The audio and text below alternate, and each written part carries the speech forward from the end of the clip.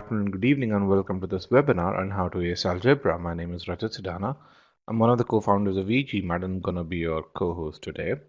Along with me, I have Ashutosh Mishra. Ashutosh is a quant subject matter expert at e-GMAT and he's going to be your co-host today. Supporting us in this webinar, we have Komal Shah. Komal is a GMAT strategy expert and she will also help us make sure this webinar is worth your while. In this webinar, we look at a unified approach to solving questions on algebra. This is a fairly application-focused webinar, and to make sure that you can apply the concepts that the GMAT test, we did send a few video lessons your way. The video lessons were on inequalities and absolute value and absolute equations. If you have not gone through these video lessons, do go through them post this webinar, as they are a part of or as they would help you make the most out of the learnings from this webinar. Since this is a free webinar, we ask a few leading questions. One of them is, when do you plan to take the test? If you haven't responded to this one, please do so. Another question that we ask is, what is your target GMAT score?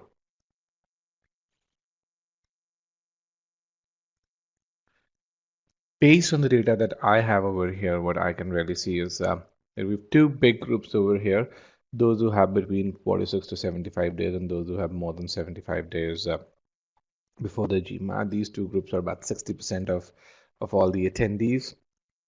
And then we have three equally sized groups.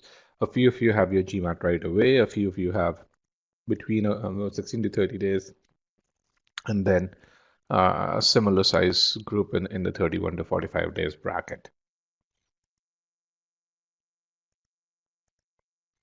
With regards to your target GMAT score, the biggest group over here is those who plan to score between 730 and 750. We also have quite a few folks who are in the 710, 720 bracket and 760 plus bracket. But essentially, when I look at this over here, about 72% of you aim to score, get a score of 730 or higher.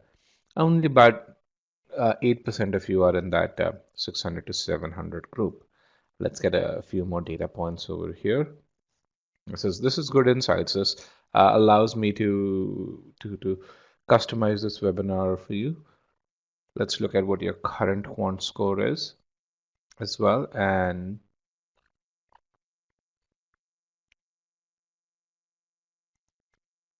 then your target quant score.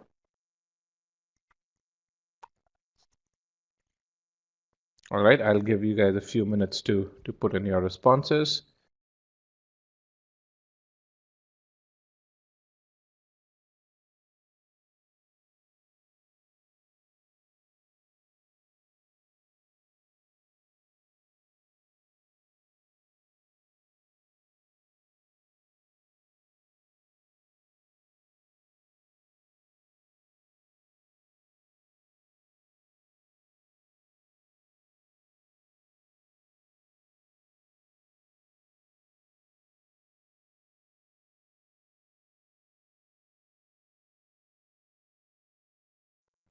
All right, with regards to the current quant score, we have two big groups. So one in the Q31 to Q40 bracket, the other one in the Q41 to Q45 bracket.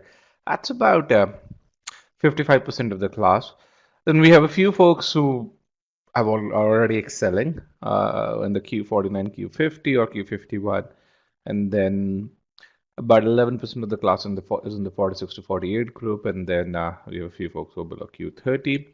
With regards to the target quant score, almost 58% of you are aiming for a Q50. The next biggest group is those who are aiming for a perfect Q51. And then essentially, most of you are then a few of you are in the Q49 and Q46, 48 group. So you're aiming high. That's good. I like that. Now, for those of you who said they want a score of 700 or higher, we have a few GMAT strategy webinar next week. This webinar allows you to strategize your preparation, create a personalized study plan. It also teaches you how to track whether you're on the right path or not. And it also talks about how do you study properly so that you actually improve when you put in those hours. And then next Sunday, we have a free quant workshop. Think of it as a proctored mock test in which you take the exam, we give you insights on how well you've done. We tell you why you faltered and where should you spend your time to go from your, let's say, a Q43 to a Q50 or a Q35 to a Q50. So both of these are very, very heavily attended webinars overall. With that, let me go into the webinar pane. The screen will change for you, or for a few of you, it will already have changed by now. Okay, I'm going to give it another 10 seconds to allow for the screen to change.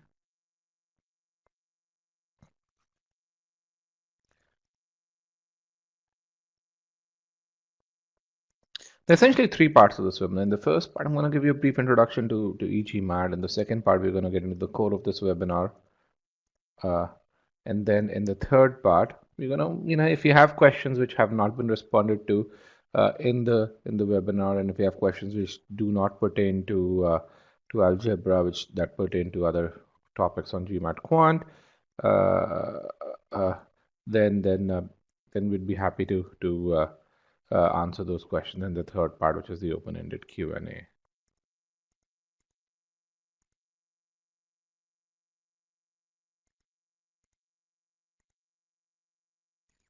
Okay, with that, let's start with the first part of the webinar. Now, I asked the question, what's your target GMAT score? And 77% of you wanted to get a score of 730 or higher. And statistically, only 6% of the people get to that score of 720 or higher. And this is despite the fact that median scores at top B schools keep on going up. They've been going up for the past few years. Last year was no exception. And you can really see some of the increments at Wharton, Columbia, and Darden overall. Now, what is it that people who get to those scores do? A good percentage of them use e-GMAT. Why do we say that? You look at key stats on the most popular forums. One is the number of verified reviews over the last 3 years, or the number of success stories posted over the last 12 months. What you're going to find is that e-GMAT has been mentioned more times in reviews and more times in success stories than have been all the other major prep companies overall. Now, what makes our students more successful? Now, there's one thing that makes our students more successful. It is our approach to GMAT preparation, or the learning architecture that we offer. To understand how does that approach make a difference, let's understand the learning architectures that exist today. So if you go and research, you're going to find there are two dominant learning architectures that exist today. One is what we call as the book-based architecture, and the second is a private tutoring-based architecture. When you evaluate courses, GMAT courses against those architectures, what you're going to find is that even though there are lots and lots of audiovisual courses out there that provide tests, that provide audiovisual instruction, their core learning architecture is still this book-based architecture. When you evaluate e-GMAT against this architecture, what you're going to find is it's built a lot more around that private tutoring-based approach. So why is it that one architecture is better than the other when helping you ace the GMAT? And how do we say that e-GMAT is built around this private tutoring-based approach, whereas other courses are built around this book-based approach? So let's look at that. We're going to take an example of how do you go from a score of 600 to a score of 720. Essentially, to do that, the first thing that you need to do is to create a path towards your goal. So there are many ways to go from a 600 to a 720. I can possibly think of about 10 different ways to get there. Which one's right for you? It depends on what your current strengths and weaknesses are, and that's the first step. Then, once you have a path defined to the goal, you need to learn the concepts that you still don't know. Merely knowing the concepts isn't enough. You need to know how to apply the concepts.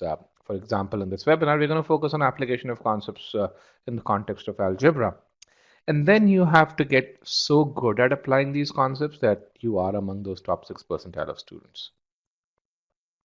So let's see how a book-based approach tackles these problems. Let's start with the study plan itself.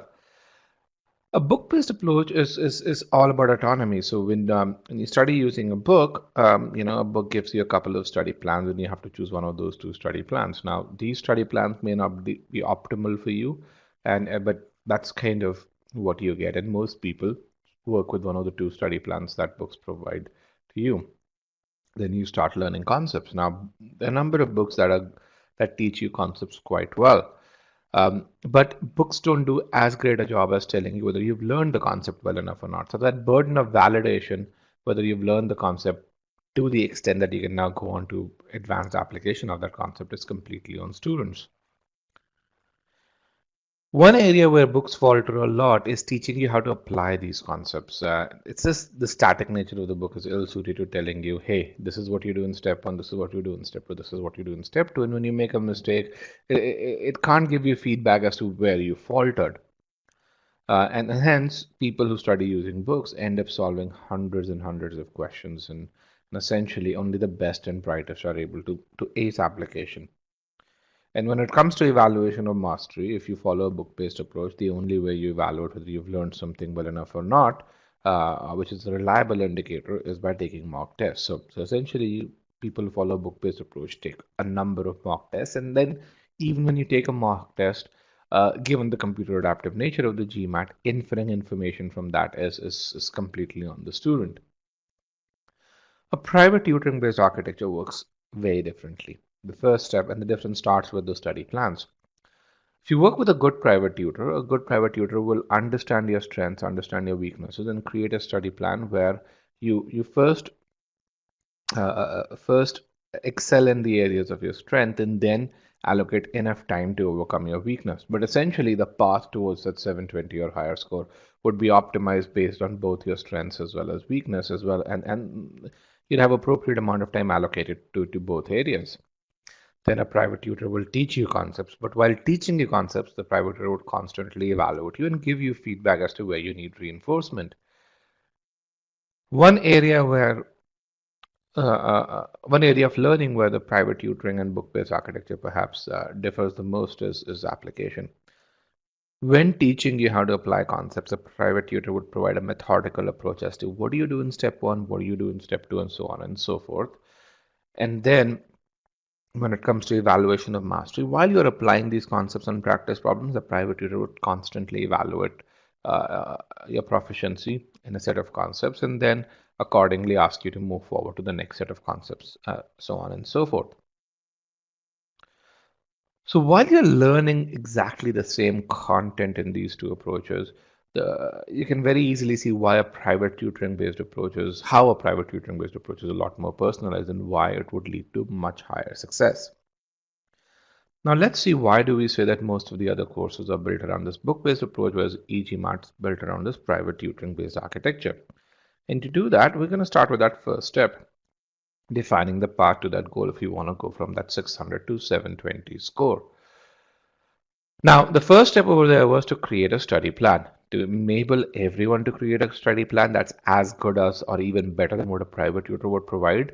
We built this utility called GMAT Planner. It's an AI-driven utility that allows everyone to build their study plan in 7 or fewer minutes. How does this work?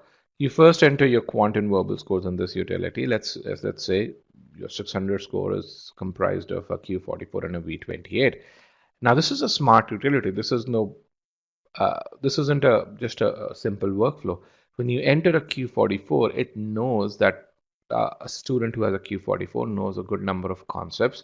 And then even though it's 50%, which is similar to a V28, the amount of knowledge that the student has is a lot higher than what the amount of knowledge in quant that the student has is a lot higher than the amount of knowledge in verbal. So to get to a 720, this utility first increases your quant score up to a Q50 and then increments your verbal score. Overall, now if you don't like this, you can change this, but essentially this is a really good recommendation to get to a 720 score. Now, then the question really is, how do you achieve a Q50 and a V38? And to do that, it gives you the milestones that you should achieve to get to a Q50 and the milestones based on your current strengths and weaknesses to get to a V38. This is one combination of milestones. If you don't like it, you can change it. But again, it's smart enough to take in your current ability levels in arithmetic and algebra and sentence collection and critical reasoning to give those recommendations. And when this happens, your study plan looks like going from the ability levels to the left to the ability levels to the right. In quant, you're very focused to go from that 59th percentile in arithmetic to 83rd percentile. In verbal, you're very focused on going from that 50th percentile in sentence correction to that 89th percentile in sentence correction overall. It then tells you how much time you should spend, and you can really see this over here. In arithmetic, since you're already at 59th percentile, it is allocating less time than comparatively less time than it is in algebra, even though the target scores on both arithmetic and algebra are identical. And the reason for that is because of the lower starting ability in algebra when compared to arithmetic.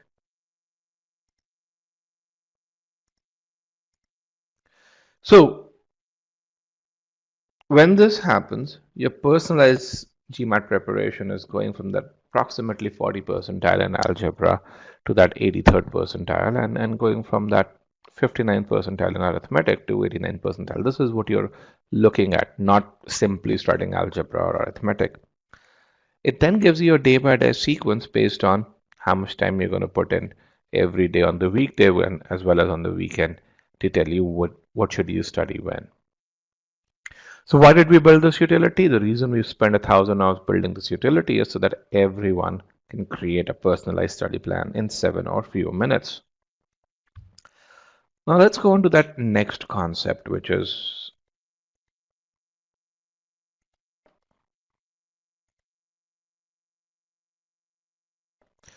learning, next section, which is learning concepts.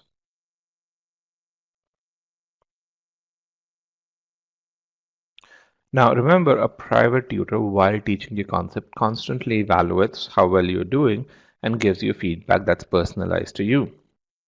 Let's look at how we implement that in the e-GMAT module. This is the divisibility and remainders module in the number properties course. What you rarely see over here is concept files, both on divisibility and remainders. You also, and when you compare this to the Magoosh course, what you also see is there are a couple of files over here. Now, what is inside these files is what's the difference. Here's the e-GMAT version of divisibility and remainders file. What you see is it's very interactive. You first taught the concept, then we teach you how to apply that concept over here. And all of these come with animation. So you see and they're beautifully synced with audio. So you see the right content at the right moment. Then once we teach the concept, there's application right then and there. And if you're unable to solve these questions, we give you feedback right then and there. So it's very audio visual, it's very interactive, and it's filled with these animations that ensure that your mind gets the right information at the right time. Compare this with the Magoosh course, which is a very popular quant course, and what you really see is that it's fairly verbose. There aren't those animations. It's simply a book in an audiovisual format. The next step is teaching you how to apply those concepts, and essentially a private tutor tells you what do you do in step 1, what do you do in step 2, step 3, and so on and so forth. And to make sure that we teach you application, we have dedicated application files that do the same function. And not only that, we give you feedback on how well you're applying these concepts. After going through the application files, we also have practice quizzes which also give you feedback over here. And then we have a set of carefully selected official guide questions where again you get feedback as well. And this is how every module in the e-GMAT architecture is structured, whether it's a quant module or a verbal module. And the reason only e-GMAT does that is because the core technologies to enable this feedback, the core technologies to collect this data are built by e-GMAT. We actually engineered all of these technologies to extract information from video, to build in quizzes which are embedded within videos and really give you feedback accordingly. When you look at the Magoosh course, there is no application file, and there's just one quiz at the end, which is common not just to divisibility and remainders, but to prime factorization and GCD LCM as well. And even then, there is no feedback here. It's just given to give you guys some practice. Now, some of you may be asking, why is it important? A quiz is a quiz. The reason why it's important is because you're not studying algebra or arithmetic or number properties to learn the concepts. You're studying that to get to that 83rd percentile level. And to do that, you need to perfect things, and essentially you need feedback to be able to get to that level. The next step is evaluation of mastery. Now, remember, you're studying algebra to get to that 83rd percentile level. And to do that, we have these ability quizzes that tell you how well you're doing in algebra. Um, and not only that, it also tells you where are you faltering in case you don't hit that 83rd percentile overall. So it's very clear this particular person is faltering in functions, and if he goes and revises functions, I can see his ability number go up to 83rd percentile. Also, there's some work required in inequalities. So you can now see why we say that most of the other courses are built around this book-based architecture, whereas e-GMAT's engineered around this private tutoring-based approach. Now, who's created this content that goes over here? 4 out of GMAT clubs, top 5 rated instructors have created this content. Instructors who've been reviewed a lot more frequently on GMAT club. So while only 6% of the people get to that 720 or higher score, a good percentage of them do use e-GMAT.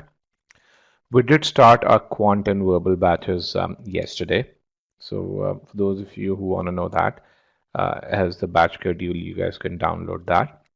We started our verbal batch with a pre-thinking for assumptions. Then today we have evaluate going on right now, and then strengthen and weaken and boldface next week. Then we'll start with sentence correction, and then we'll go to reading comprehension, and then end with a proctored mock test called verbal workshop. On the quant side, we started with Algebra 1 yesterday. We have Algebra 2, which is a free session. Then we'll go on to geometry, advanced topics, have 2 sessions in number properties, a session in word problems, and then another proctored quant mock test. Again, these sessions do take place on the weekends. It's designed for working professionals at 7 a.m. Pacific time. Also, remember, we start a batch every 2 weeks. So in case you miss a session, you can always join in the next batch free of charge. With that, I've come to the end of my introduction. If you want to stay updated with all things EGMAT, if you want to stay updated with most of the things that go on in the MBA world, you're welcome to connect with me on LinkedIn. I have upwards of 10,000 students who are connected with me, and we do post about 5 articles every week as well. So with that, let me hide this. We'll now start the second part of this webinar, which is how to ace algebra. Now, here's the progression in this webinar. We'll first solve some basic questions. And when you think about basic questions, think of 500 level questions. These are just the basic concepts. These are concepts that you should already know. If you went through the prerequisite, you'd know them inside out. But if you haven't, and if you ever learned these concepts, the idea over here is to get you warmed up. We'll have about 6 questions here. Then we'll look at how to solve questions, and then we'll move on to once we do these basic questions, we'll go on to 600 to 700 level questions, and then 700 to 800 level questions over here. The focus in this session would be how do you solve these questions. So we're going to go walk through this standardized approach. This approach is going to stay constant, but as we go from the easiest to the medium difficulty to the most challenging questions, what you're going to find is that the questions by themselves are not difficult. They test the same concepts, and we'll see the concepts repeated, but there will be areas where you would falter. So they'll have those traps built in place, and we'll look at how if you don't follow a good process, and if you don't inculcate these good habits, you falter as those traps are added to these questions. So we'll focus on the process, and we'll look at how that process allows you to discover those traps and not fall for them. After each section, we'll have key takeaways, and so there'll be essentially 3 parts of this second aspect of the core of this webinar, and we'll have the takeaways, and you'll see a certain consistency in those takeaways. The reasons for faltering would be similar, because again, each one of you has certain habits, and those habits don't go away instantly. It does take some time, but the more you try, the better you would do, even though the questions get more difficult in the later part of the webinar. But essentially, throughout your preparation, Throughout this session, as we move forward, we're going to expose more and more gaps in your preparation. My goal today is to make you realize when questions become difficult, it's not because the quant part of it is getting difficult. It's because um, these questions have aspects built into them which expose the bad habits in how you approach them, which is very different from the quant questions that you've seen on other tests where the quant aspect becomes difficult. Over here, the quant aspect will remain more or less the same. Those traps come in place, and if you identify them, a 700 level question will seem just as easy as a 600 level question. Slightly lengthier, but just as easy to approach. So more specifically, what will be the progression of this session? These will be the concepts that will be tested. We'll have a warm-up quiz, 6 questions just on problem solving. Then we'll have 9 other questions. 6 of them would be in problem solving and 3 in data sufficiency. Now, why fewer questions in data sufficiency? Because I want to make sure that you have enough of a background in problem solving so that we can expose you to data sufficiency. And the data sufficiency questions will be difficult. So essentially, if you're able to do well in these 3 questions, you will do well in many more data sufficiency questions as well. So with that, let's go to the warm-up section and let me actually get my polls ready. So I'm going to give you guys about a minute per question for these warm-up questions. So here's your first warm-up question. But before that, I want to give you another 30 seconds for those of you who still don't have a pen and paper to get a pen and paper ready, to get a bottle of water. So about 30 seconds. And while that's happening, if you guys could select still solving, so that way I won't time you guys. I would just focus on how many of you are have moved on to an answer choice from still solving.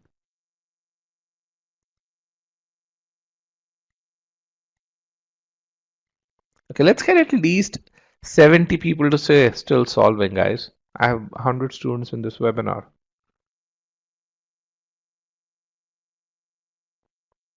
Okay, a few more, please. So in this first go, I'm going to give you 3 questions, one after the other. And then we're going to do 2 questions and then 1 question in this first batch of questions. So, all right, guys, I'm going to mute myself and I'm going to show the first question.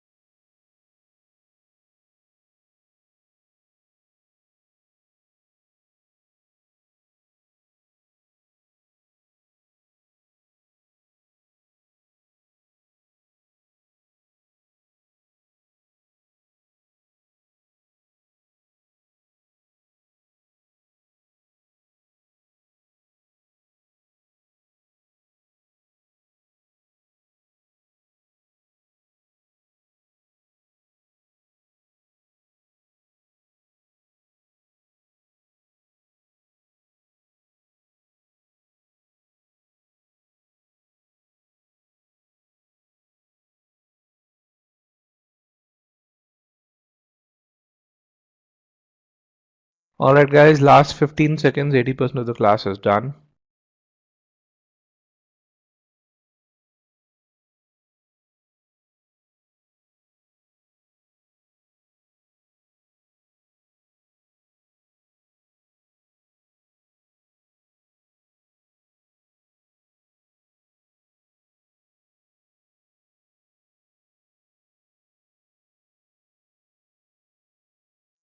Three, 2, and 1.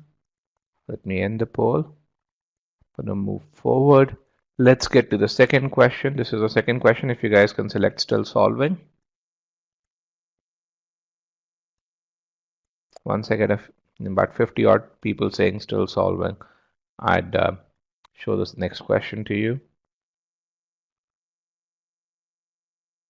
All right. Remember, this is a poll for the second question, not the first question, so don't mark the answer choices for the first question. All right, let me remove broadcast results. Here's your second question.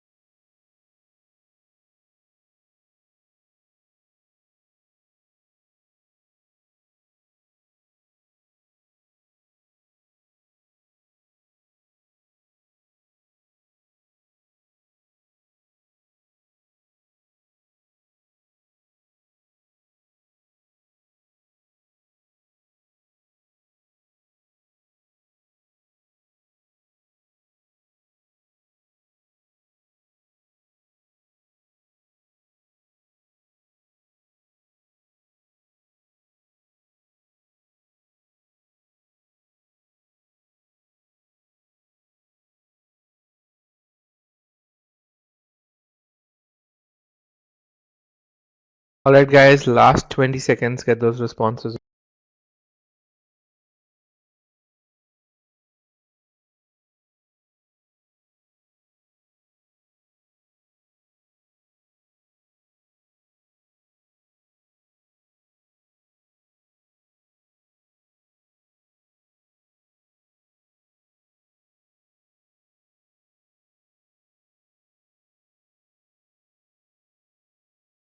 All right, 5, 4, 3, 2, and 1.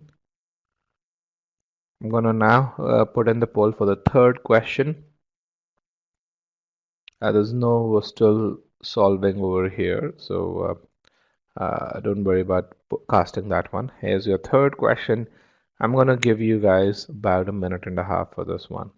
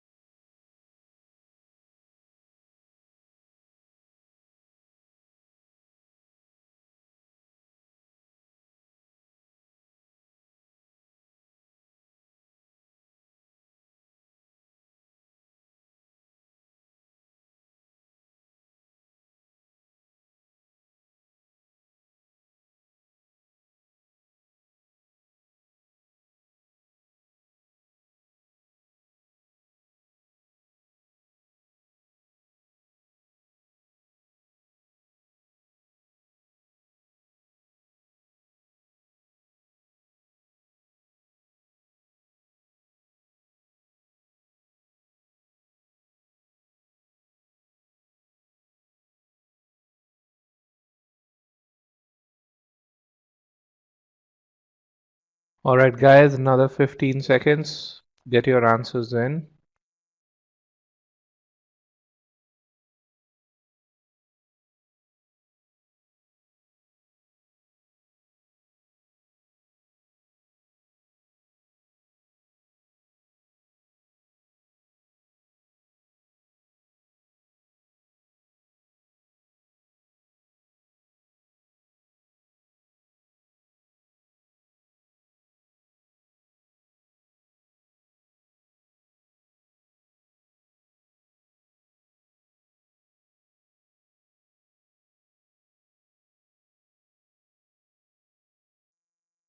Five, four, three, two, and one.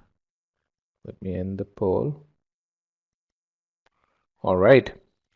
So we're now going to review these three questions. Now, what you're going to notice in these three questions as I go through the solutions is that there's a certain progression in them. The first question, let's look at that over here. You guys did really, really well. I'd say pretty much 80% of you got it right, because I'm going to exclude those who said still solving. And essentially all this is an inequality in a single variable. All you had to do is just move things around, and you would have gotten the answer, which is choice B. Essentially, you should have gotten to 5y is greater than minus 10, which means y is greater than minus 2. And that's your answer, choice B. Very simple, in an inequality in a single variable. So the very basic thing that you have to do, if you know how to work with inequalities, if you know how to move uh, elements around, then you should have been able to get this really, really quickly. And a good number of you did get this. Here are the responses. Here's how you polled overall. And you can really see that if you exclude those who basically said still solving, it'd be about 76% of you marked it correct. For those of you who chose choice A, which is the next most popular choice, please make sure that you're, hold on, let me remove the fill. Yeah, now this is good. Please make sure, for those of you who chose choice A, please make sure you focus on the sign of the inequality, because you guys did all the math correct. This is a much better annotation. Yeah, please make sure you focus on the sign of inequality. It's always greater than over here. It's always greater than. So this has to be greater than and not less than. Now let's go to question number 2 over here. You guys did quite well in question number 2 as well. This is again how you polled. So if I remove the 8%, so again, actually you guys are somehow better in question number 2, because I think fewer people responded. Again, in question number 2, you have inequalities. You have two inequalities. Inequalities are in two variables. What you had to do is cancel one variable out and X out if you were smart enough about it, because the answer is about, the question is about the range of y. Again, this is what we call as pure math kind of question. So what you do is you take x minus y is greater than minus 3, and you multiply it by 2. And that way you get plus 2x, and over here in the second inequality you have minus 2x. So you add these two inequalities, x gets cancelled, and you're left with y is greater than minus 2. Again, very simple stuff over here. Okay, Elaine says, when you multiply an inequality with a negative factor, does the inequality reverse the sign? Absolutely, it does reverse the sign. So the thing that you have to notice over here is both the inequalities over here have the same sign. They have the greater than sign. It's also very similar to what we call as a standard form of inequality. So that's why you can really add these inequalities. So as you can say, how do you, what this question tested was whether you're comfortable with working with inequalities in two variables, and whether you're comfortable working with two inequalities, and whether you know that inequalities of the same sign can be added together. Now the third question over here, these are 500 level questions, Elaine, right now. These are all 500 level questions. So the first two questions were pure math. There was, I would say, there was very little element of GMAT in them. Again, they were there to test whether you know the math which the GMAT tests. The third question added an element of GMAT, and what is the element of GMAT that it added? Again, it's an inequality it's two inequalities. You have two variables, both of them are in standard form over here. Uh, but the only element of GMAT that it added was adding a constraint, which is how many non-negative integral values of m does these two inequalities satisfy. So what do? You follow the same process. You really say, I'm going to first add both these inequalities. As you do that, one of the variables, that is n, gets cancelled, and you get with 4m is greater than minus 10, or minus 4m is greater than minus 10. Essentially, uh, if you went on to really say that, hey, I'm going to cancel out the negative sign on both sides, that would be a mistake. Because when you do that, you have to multiply an inequality by minus 1 on both sides. And when you do that, you have to change the sign of inequality. You multiply with minus 1, you see that we've changed the sign of inequality over here. It says 4m and is less than 10, which means m is less than 10 by 4, which is 2.5. Now remember, we have to look at non-negative integral values. So non-negative means anything that is not negative. So 0, 1, and 2 are possible non-negative integral values. So how many integral values are there? Essentially, you have 3 integral values. Now, for those of you who mark choice B, as I'll broadcast the results over here, very popular choice, you guys did not consider 0. And that's something that you need to be very wary of. Non-negative doesn't mean positive. Non-negative means anything that is not negative. Okay. Yes, 0 is neither positive or negative, Rupam, but the question doesn't say how many positive integral values. It says how many non-negative integral values.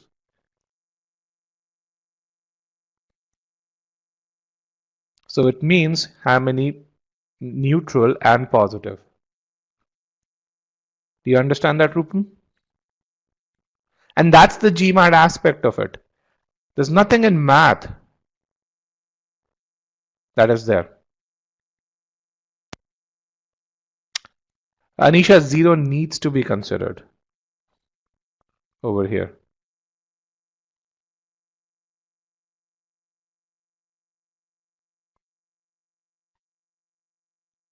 Why? Because non-negative means anything that is not negative.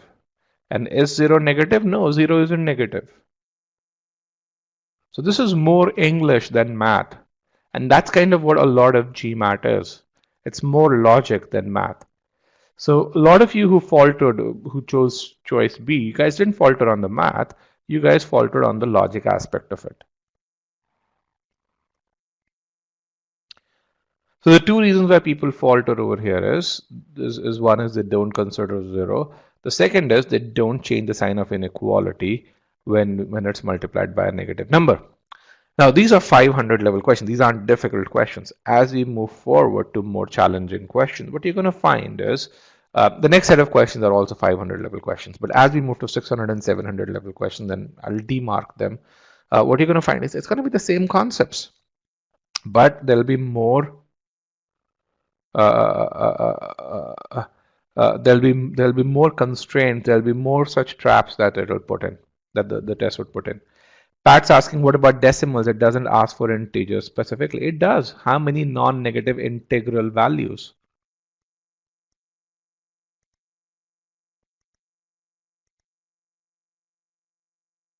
All right, with that, let's go on to the next question.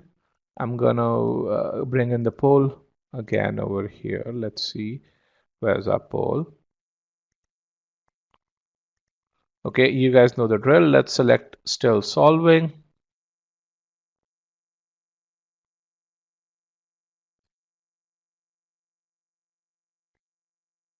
I want to get to 50 people selecting still solving. Great, that's wonderful. I'm going to remove broadcast results. Here's your next question.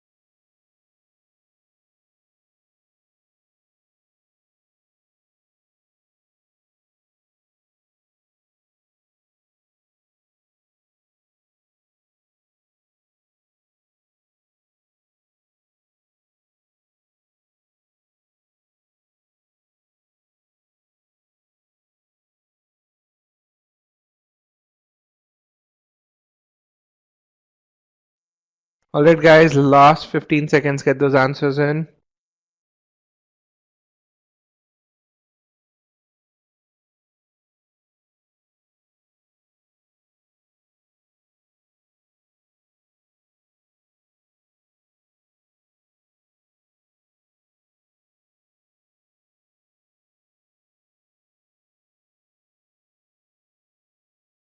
Three, two, and one. Okay, now you're going to see Q5. Now don't go by the title on the poll question. Select still solving so that I know when to call time.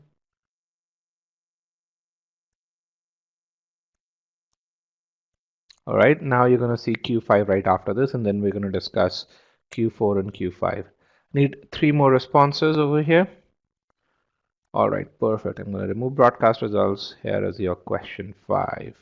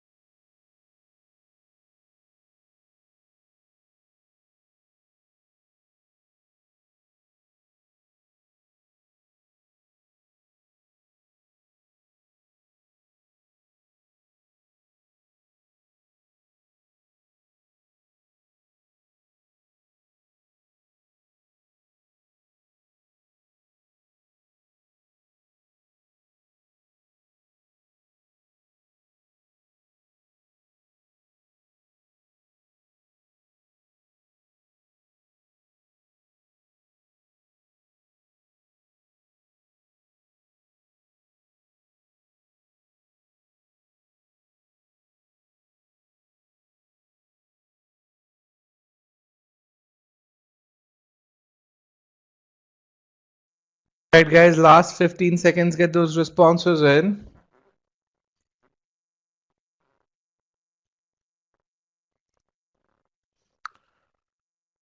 5, 4, 3, 2, and 1. Okay, I'm going to end the poll. We're going to look at these questions. So this is the first question over here. This is how you guys polled. Most of you got it right. Choice C is indeed the correct answer. Very fundamental question with regards to range. You have a product of two entities, and what it's really saying is what's the range of x for which this inequality is satisfied. And then the way you go is, and you say that the product of these two entities is greater than 0 or is positive. So we have to really see where this inequality is positive. And the way you go about doing this is to really say for this to be positive, either both of them are positive, so both the numbers, it's a product of two numbers, so both the numbers have to be positive, or both of them have to be negative. If both of them have to be positive, clearly the condition is that x has to be greater than 3. Okay. If both of them have to be negative, the condition is that x has to be less than 2. So essentially, when you combine these two conditions, you get choice C, where x is between 2 and minus infinity with 2 not included, and x is between 3 and plus infinity with 3 not included or 3 excluded. And that's your answer. And this is, as I said, the very fundamentals of it. If you have difficulty solving a question such as this one, you should go revise the video lessons over there. In fact, video lessons contain a bit more, but this is something that you will definitely learn from from there. If you'll learn this in a much more foundational manner. Now let's go on to the next question. So a lot of you did this question correctly. Next question. A good number of you still did it, but not as many. And again, the same question actually you can solve using the Wavy-Line approach as well, and we'll explain what that approach is through an article. So we'll share that article with you. Now, this one over here was slightly tricky. So essentially, the question is the same. What's the range of this inequality? And this inequality, instead of a product of two numbers, as a fraction. Now, there are a couple of ways of approaching it. You can really approach it by taking the entities separately, the way we did last time, and really doing a positive negative in a fraction form, which is possible, but turns out to be it's a bit more complex. But a more standard way is to express this inequality as a product of two numbers. Now, to do that, can we multiply both sides by x plus 4? The answer to that is no. Why? Because we don't know whether x plus 4 is a positive entity or a negative entity. So if that's not possible, then what can we do? We can multiply with both sides with x plus 4 whole square. Now remember, why is that possible? Because it's a square, and a square on the GMAT is always a positive number. So you multiplying both sides of an inequality with a positive number does not change the sign of the inequality. So as you multiply both sides by x plus 4 whole square, this inequality essentially reduces to x plus 4 multiplied by x minus 3 is less than 0. And then we follow the standard approach. Whether we do the fundamental method or the Wavy-Line approach, what you get to is that this inequality is negative in the range of minus 4 and 3, where both of them are not included.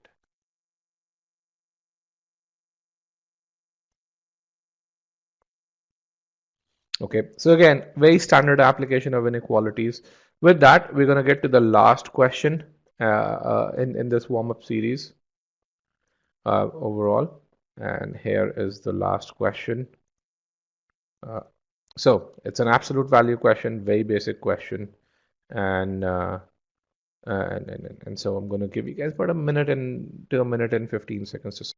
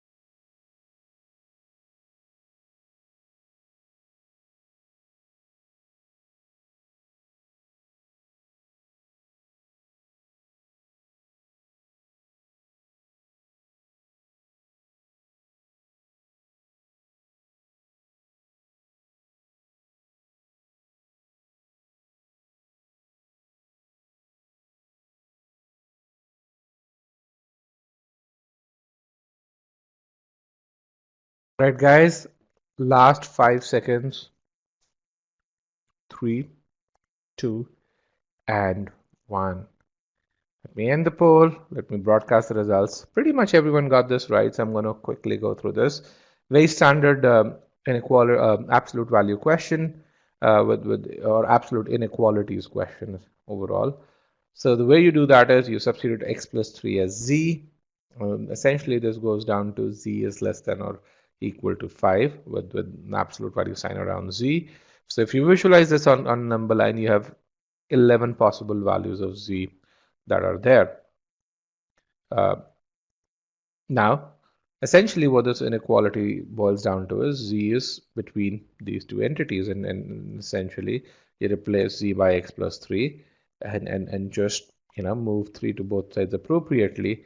What you would get is that x is between minus 8 and 2 with both of them included, and essentially that's how it looks on the number line. So most of you got it, so I'm not going to focus a whole lot on it overall, but that's kind of how you do absolute inequalities questions. Again, very basics. So with that, we've come to the end of our warm-up section. Um, Again, this is a fundamental approach. Another way to approach the same question is to really express this in the standard form, where you say x minus 3. The standard form is x minus a. Absolute value of x minus a is less than or equal to k, where k is the distance. And when you say a is minus 3 and you go k units from on each side of minus 3, and you get to the same answer. Now, why did we have this warm-up section? The goal over there was to make sure that you know the concepts that we're going to be applying. So if if you did not know them, or if you needed brushing up, so this is what we achieved in this. If you made mistakes in any of these questions, you do need to really go through the video lesson that we very strongly advise. Because when it comes to GMAT questions, the kind of application that you're going to really see is going to be much more advanced overall. So, but if you're getting this, go on. But I would very strongly recommend that you go through the video lessons post this to make sure that you get all the concepts, because that would help you improve a lot faster in algebra. Also has the article on Wavy-Line approach. We will, as you can really see, is fairly well appreciated as an article. So we will share this PDF, and you can click on this link and get to it. Where are these video lessons? These video lessons are part of your free trial. Just log into your EGMAT account, and you can go to your free trial. If you're a paid student, they are a part of the algebra course. That let me get the poll question over here. So again, I don't like to time you guys. So as we get in there, I want you to select have not solved yet. And I want at least 60 people to select have not solved yet.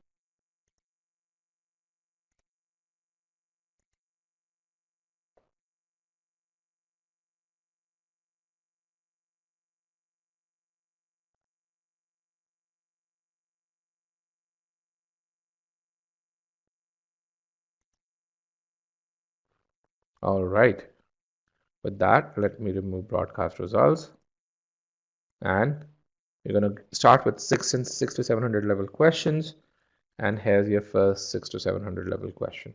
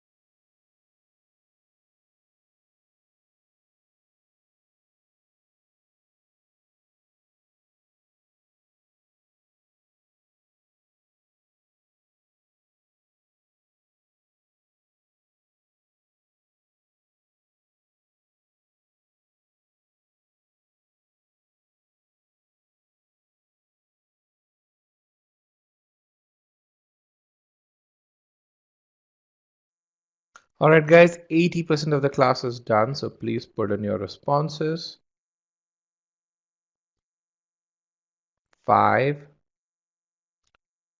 4, 3, 2, and 1. Let me end the poll. I'm going to broadcast the results. 58% of you marked it correctly. Choice C is indeed the correct answer. So, fairly simple question. Inequality, single variable, but the inequality is not expressed in a standard form.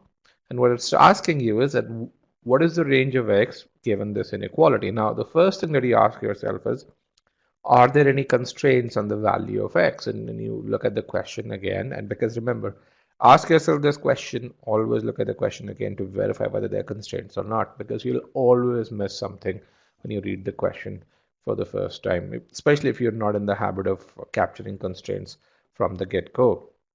So you say, hey, there is no constraint on the value of x. So let's just rearrange the terms.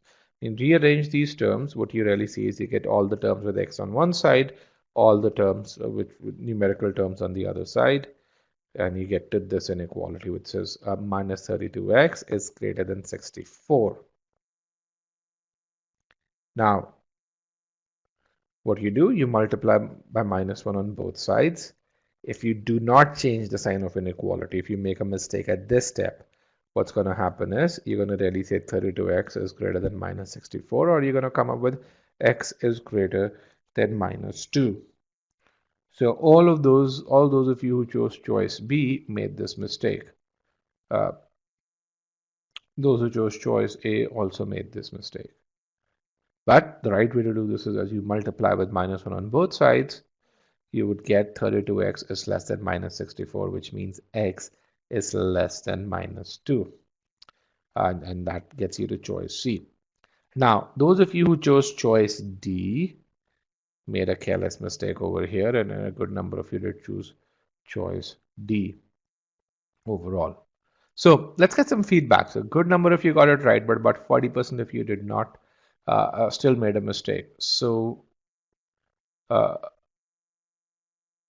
what did you learn, or where did you make a mistake over here?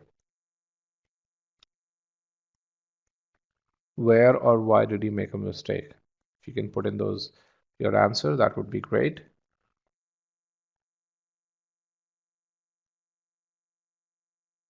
Okay, calculation blunder, calculation. Please use a pen and paper, show your work if you made a calculation blunder. And if you did not change the sign on the piece of paper that you have, create a rectangle and really say these are the things that I'll keep in mind, and write this down that did not change the sign.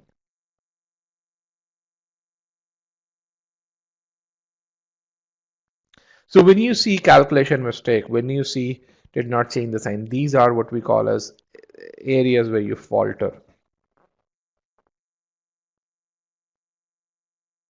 Okay, the guy who says understood x is greater than minus infinity meant x is positive, and again, you're not interpreting the information. Again, write this down, because these are things where you don't want to make mistakes. When people attend our free sessions, I call them as what I call as low risk environment, where you can make mistakes, and if you make mistakes, you learn from them. But the onus of learning, the onus of storing that information as to where you made a mistake is on you. We can direct you as much as possible, but that onus still resides with you, because you're not making mistake with the math, you're making mistake with habits. Okay, and I want to congratulate you on your honesty, on your willingness to put in that information in that short answer part. It requires a certain amount of courage, and you guys did that. Okay, again, you guys know the drill. Have not solved yet is what I'd like to really see.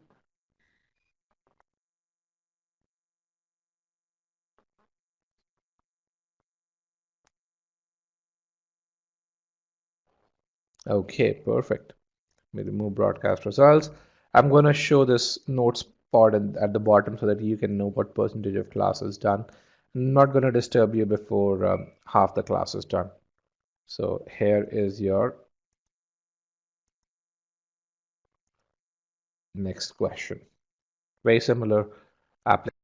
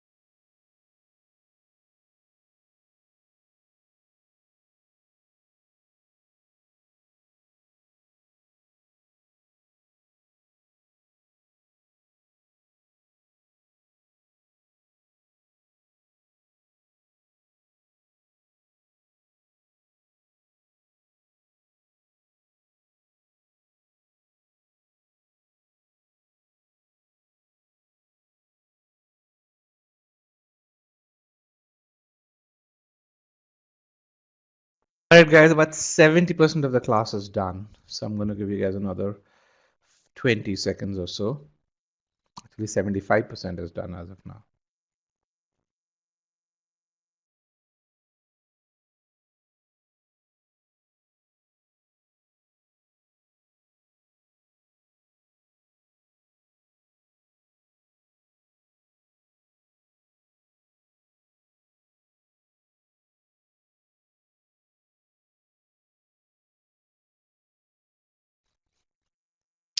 Five, four, three, two, and one. Let me end the poll. I'm going to broadcast the results. Choice A, choice B, both of them were very popular. Those of you who chose choice A and B, you guys did all the math right. Now this question is for those of you who chose choice A. Let me just put this in as my short answer pod. So, is there any constraint in the question? Those of you who chose choice A, which is minus 5.5. Is there a constraint in the question? What is it? We have to figure out the minimum value of integer x.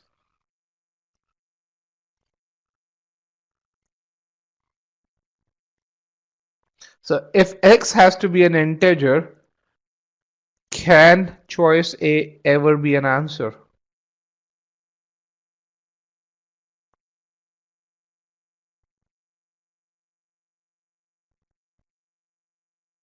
Again, ask yourself, is there a constraint in the question? I mean, look at this, the stats over here.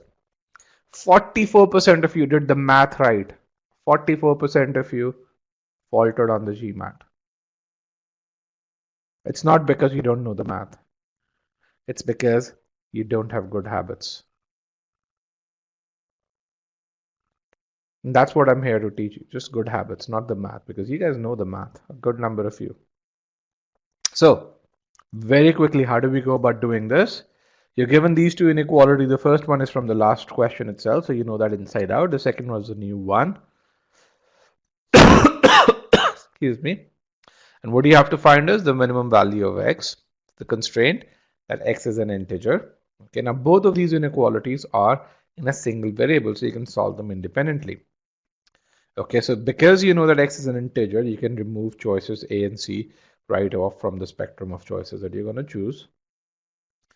So you solve the second inequality and you get to 2x is greater than minus 11, which means as you divide by 2 on both sides, you get x is greater than minus 5.5. Because it's greater than or equal to, when you put it on the number line, what you really see is you go from minus 5.5 towards the right. Now, the first inequality told you that x is less than minus 2. So the range stops over here. So this range for x is minus 5.5 to 2. But then what does the question ask you? What is the minimum value of integer x? Okay, and now 2 is not included, minus 5.5 is included. Then you say, okay, what's the smallest integer next to minus 5.5? And that's where you get minus 5, and you choose choice B. Okay, again, it's not the math where you faltered. It's the habits that failed you. Okay, we're going to go to the next question, but again, please, on the top right hand box that you have on this piece of paper, please write down that always read the constraints first. Read the question, write down what's needed to be done, then read the question again to see if there are any constraints that you need to follow, because that's where you're going to make a mistake. Now, this next question may seem scarier at first, but it is actually very simple. And we're going to do question number 3 and question number 4, one after the other.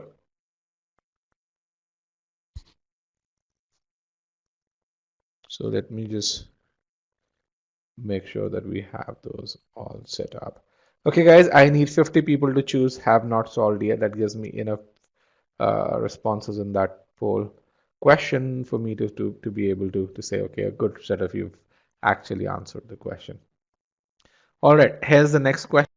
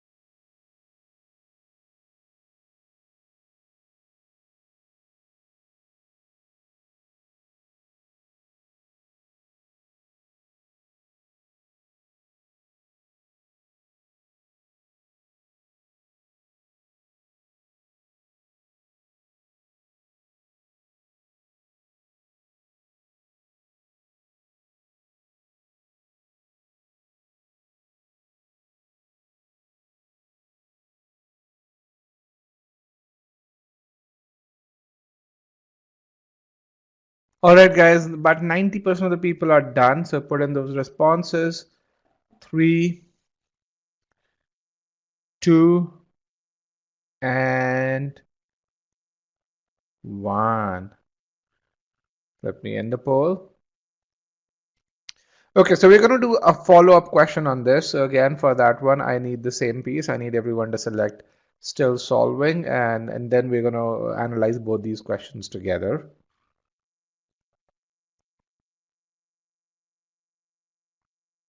All right, a few more folks to select still solving. 3, 2, and 1. Remove broadcast results. Here is your next question. Same inequality, different question.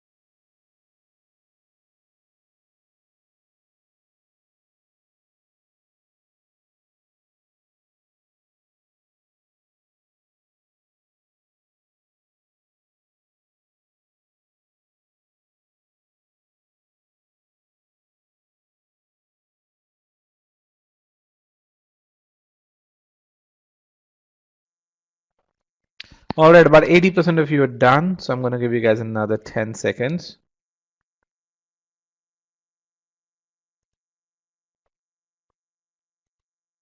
3, 2, and 1. Let me end the poll. I'm going to broadcast the results. This is how you did for the question number 2. Let me just put in the first question over here. Here's how you did. Choice D, if I remember correctly, was the correct answer here. But let's kind of see. So what is this question asking? It's asking what's the range of values for z squared given this inequality? Okay. So when you think about this, you say you're given this inequality. It's a product of two entities, z squared plus 4 and z squared multiplied by z squared minus 2 is less than 0. So when you have a product of two entities and it's negative, less than 0 means it's negative, then one of the entities has to be positive and the other has to be negative. That's kind of how you get a negative entity. Two negative entities lead to a positive entity. Two positive entities lead to a positive entity as well. Only when you have one entity as negative and the other one is positive is when you get to a quantity less than 0. So what can you tell me about z squared plus 4 in the context of GMAT? What is z squared plus 4? What can you infer about this? It is always positive. It's always positive in the context of GMAT. In the context of GMAT, it can never be negative. Why? Because GMAT only deals with real numbers, and a square of a real number is positive. So you have z square, which is always positive, and 4, which by definition is positive. So z square plus 4 is always positive. How many of you missed out on this fact?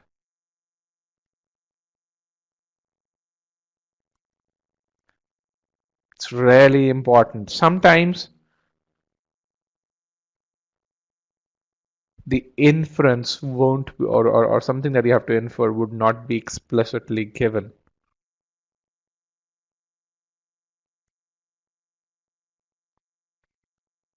Okay, and you have to infer it from the quantities given, and this is one such instance of the same. Okay, so you solve the inequality and you really say, hey, z square is non-negative. Z square can be 0, remember. Sorry, I said z square is positive. Now z square is equal to or greater than 0, which means z square plus 4 is always positive. Which leads to a very simple inequality, which is z square minus 2 is negative, which means z square is less than 2, which means z square is between 0 and 2.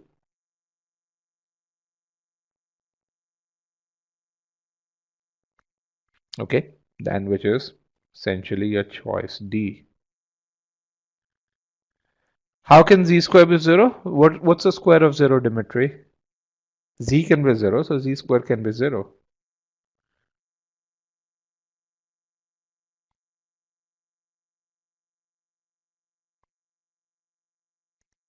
Okay, so you can do the same thing with the Wavy-Line method. So you can really say x plus 4 multiplied by x minus 2 is greater than 0. We substitute z squared as x, and you know that x is always going to be a positive quantity.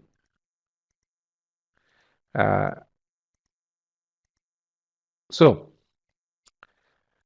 the next question is, if z is an integer, there's a constraint given to you. How many values of z square satisfy this inequality? And let's see how you did over here.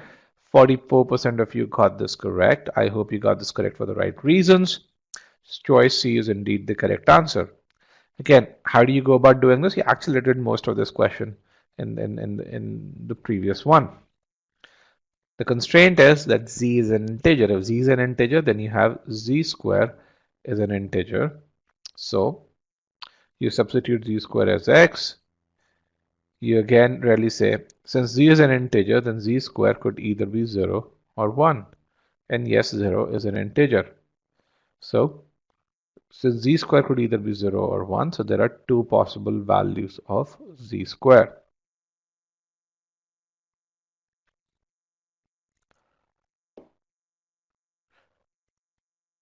Okay. Another question. How many possible values of z do you think are there? Let me put in my short answer pod.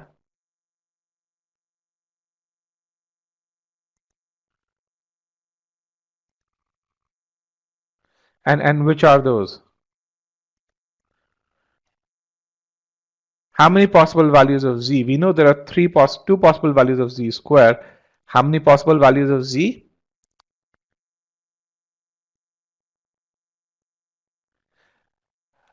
For those of you saying last question -1, remember we have to find out how many values of z square. Z square cannot be negative. A square of a can never be negative on the GMAT. But for those of you who are really looking at how many possible values of z, okay, then the answer is 3, -1, 1, and 0. You can't get to -3. Why? Because if z square is -3, then z square minus 2 over here would actually become positive, and this inequality would not be satisfied.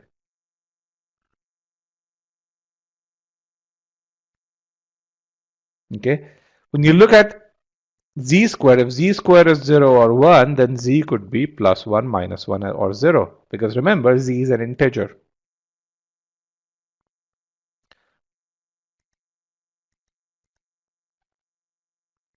Do you guys get that? So the question really was, how many possible values of z are possible? And the answer really is -1, 0, and 1. Why? Because there is a constraint on z square which says that it could be either 0 or 1.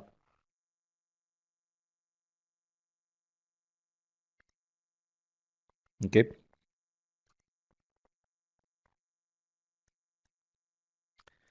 I'm going to move forward. But again, the key thing over here is you have to recognize that z is an integer, and we are asking for how many values of z square, not z in this question. When you look at z square, it can only be 0 or 1 because the square of a number on the GMAT can never be negative. It's always a non-negative entity. So what did we learn from questions 1 and 4? These are 6 to 700 level questions.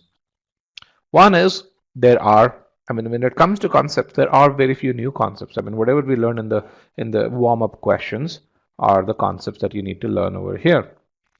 What were those concepts? Changing the sign of inequality when you multiply the inequality by a negative number. The second is a perfect square is always non-negative, which means it's greater than or equal to 0. And then application of Wavy-Line method. We did that in question 4 and question 3 as well. Now, some of the methods, if you want to really do it always the standard way, you can simplify an equation to bring it to known form. We did that in question 3 and question 4, where you could have substituted z square as x. Focusing on the constraints, really important. That's where most of you faltered. Question 2 to question 4, some of them were explicit constraints and some of them were implicit constraints. And then reading the question statement properly in question 4, which is a prior question that we did, we were looking at values of z square, not z. And that's really important. So these were 6 to 700 level questions. Now we're going to up the ante a bit. We're going to go to 700 level questions. So slightly more challenging. It'll require a bit more work. The math would still remain the same. They might become a bit more laborious, but it'll still be the same set of concepts. There will be no advanced concepts tested over here. But what it really means is you have to read the questions carefully. You have to make sure that you read that the stuff in that rectangular box that you have, which is what mistakes are you going to avoid. So with that, can I have about 55 to 60 people select have not solved yet?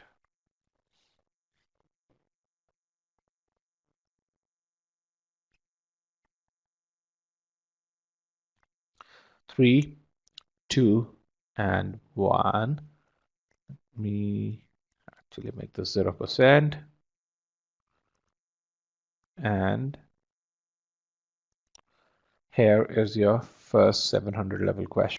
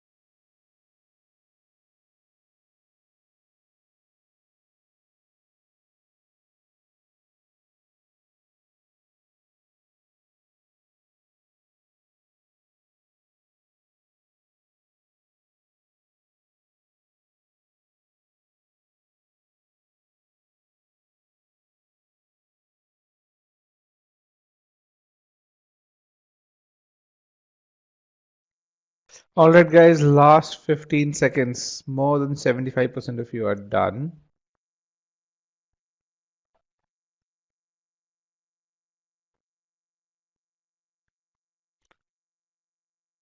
3, 2, and 1. Let me end the poll. I'm going to broadcast the results. This is what I call as a divided jury. We have every answer choice that's, that seems to be a contender. Choice E is the most popular choice. Now, when you think about this question and you think about the kind of questions that we've done before, what you're going to find is that it isn't that different. I mean, you have two inequalities, you have two variables, both of, the inequalities are not in standard form. One of them is greater than, the other one's less than, but it's nothing that we haven't tackled before. But there are a few other interesting things over here that's going on. What it's asking is, what's the positive difference between minimum possible value of x and the minimum value of y? So the English here is a bit more convoluted over here. So let's see, how do we go about solving it? So we're given our two inequalities, we know that, and we have to find positive difference between minimum possible value of x and minimum possible value of y. Now, when you are given a question which where the math doesn't seem complex, but how do you get to the answer that seems there's a bit more logic to it? Always write what you need to find. When you do that, just the act of writing will take your mind through the journey of what needs to be done. Okay. Now, are there any constraints over here?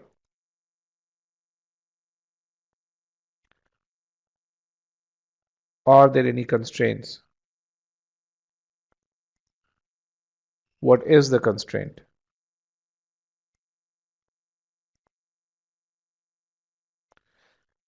Yes, x and y are positive integers.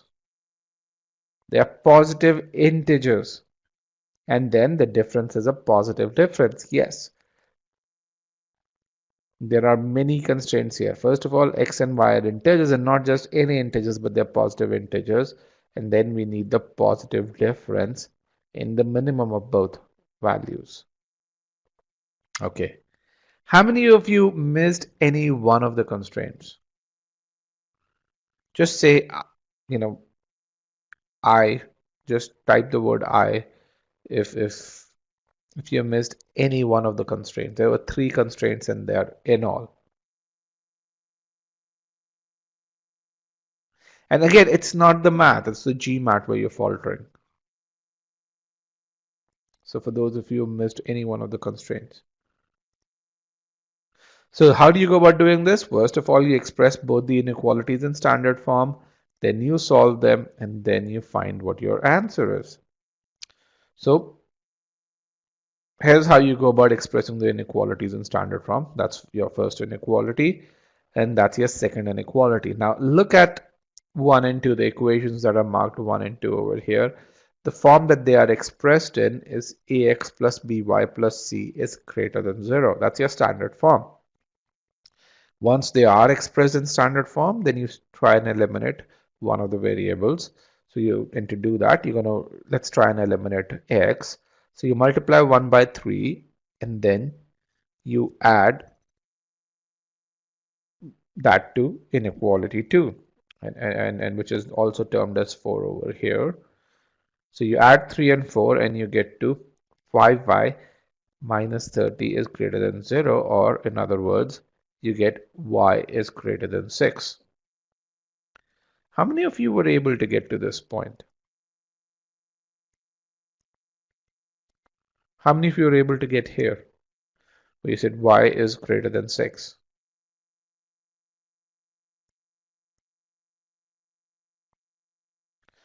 If you were able to get to y is greater than 6, then you guys did the math right. Yet only 25% of you marked this question correctly. 80% of you did the math right. 20% of you marked this question correctly. You can really see where you're faltering. The data shows that. All right.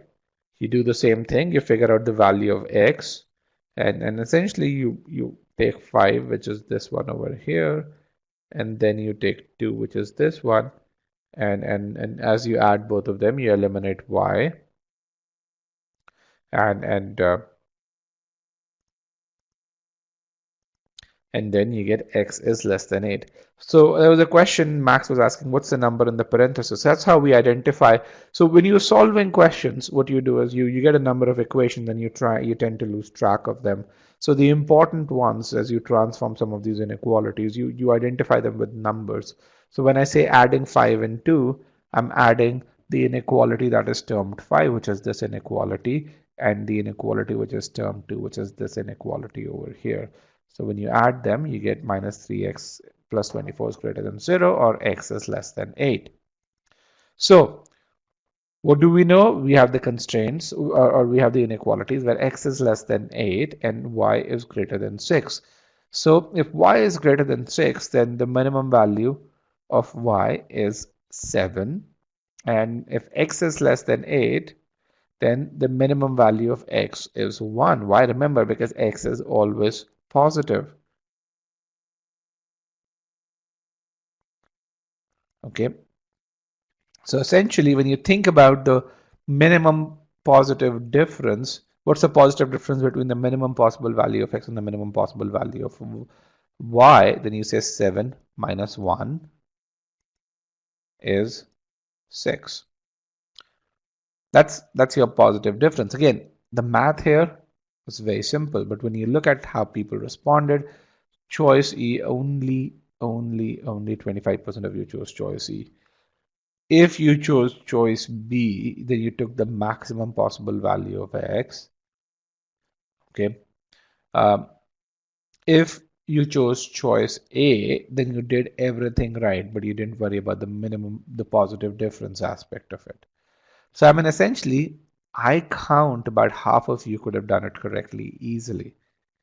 And yet, because you did not read the constraints, you did not infer the constraints properly, a good number of you faltered. This 700 level question, and I should have been possible for most of the people in this class. Yet, only 25% of you marked it correctly. Okay, what did you learn from this question?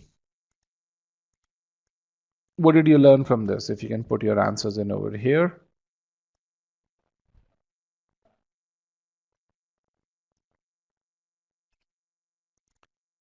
Read the question carefully, read the language more carefully. Solving inequalities in the correct manner. Have a structured approach. Constraints are the most important thing. No one's write down all the constraints, which is a bit surprising.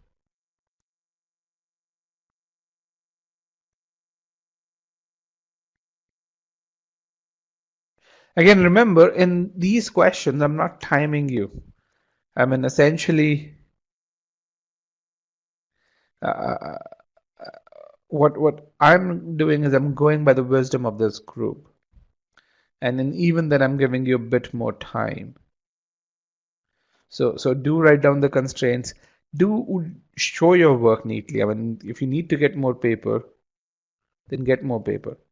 What should be time required to solve a question such as this one? I'd say 2 minutes, 2 minutes, 20 seconds is pretty okay. It's, I think, would be the median time for a question such as this one. All right. With that, let's go on to the next question. You guys know the drill. Reopen the poll.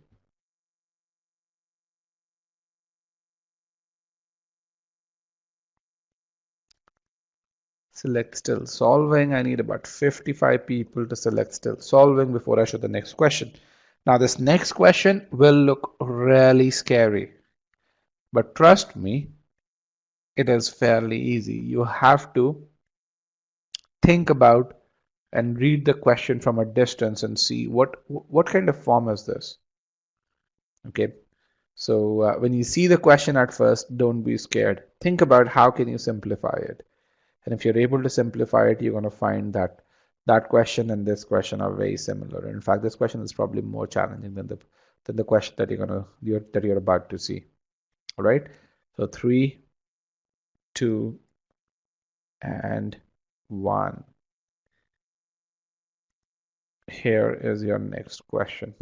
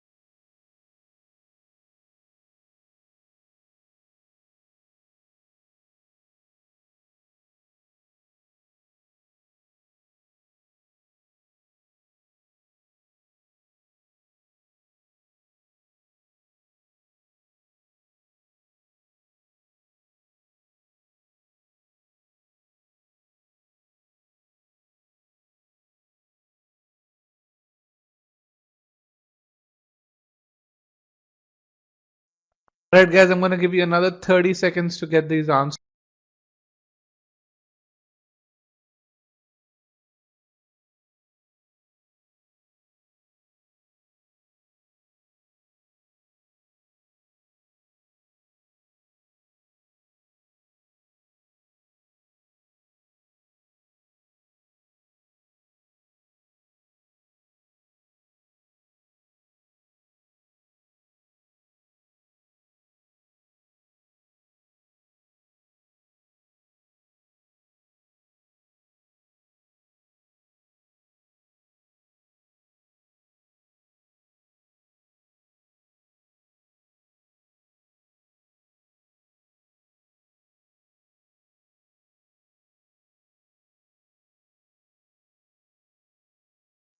All right, 5, 4, 3, 2, and 1.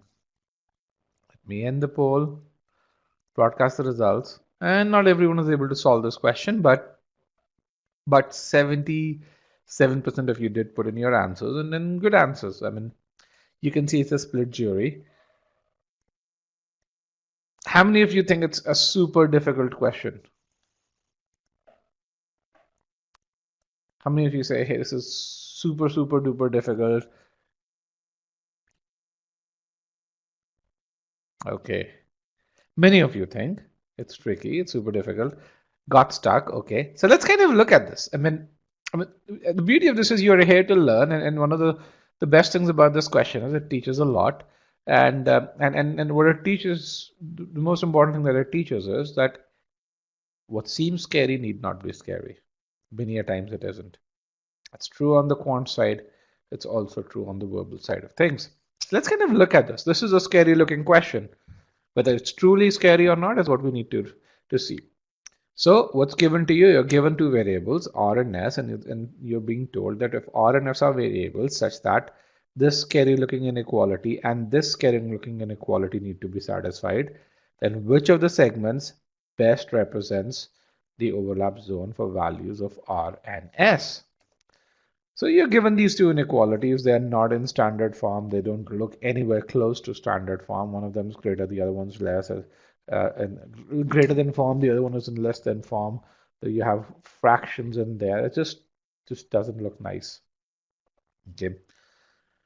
Is there a constraint there? No, thankfully, there are no constraints on the values of R and S. And then you really say, okay, the first thing I know that I need to do is I need to express them in standard form. So what do? I really say, hey, uh, the first thing that I'm going to do is I'm going to substitute 1 by r square as x and 1 by s square as y. Let's see what happens when you do that. Your first inequality becomes this.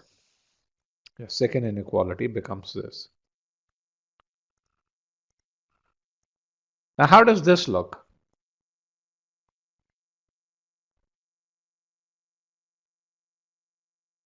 How does this look? Simple, easy, not scary, yes.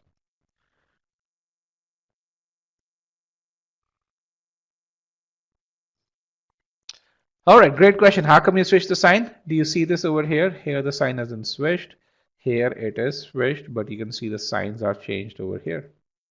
So you multiply both sides by -1 and then you switch the sign. Does that help, Blake?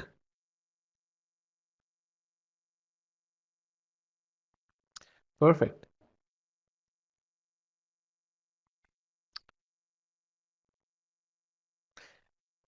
I always go for greater than 0. That's kind of my standard form of inequality. That's my habit. That's a defined standard form.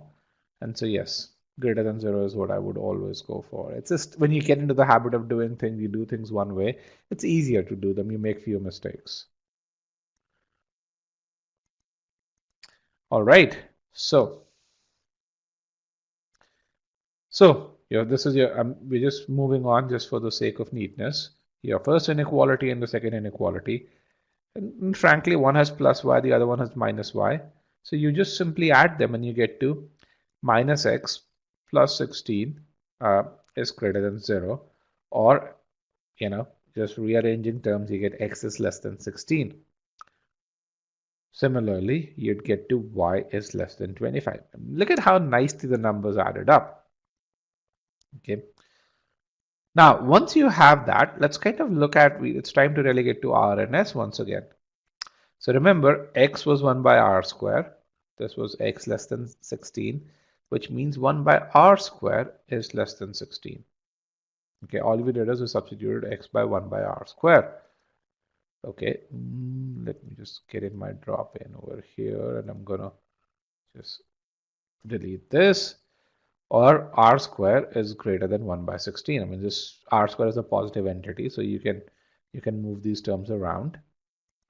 Okay, or in other words, this leads to r square minus 1 by 16 is greater than 0.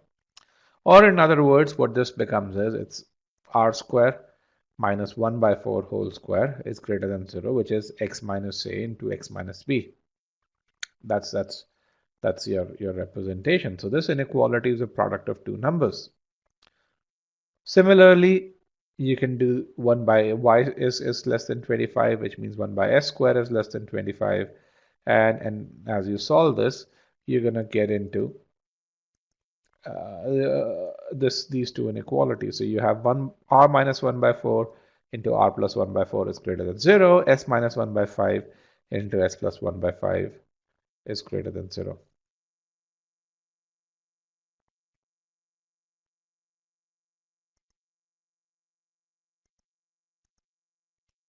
Okay, once you have that, what you do is you simply do the overlap zone.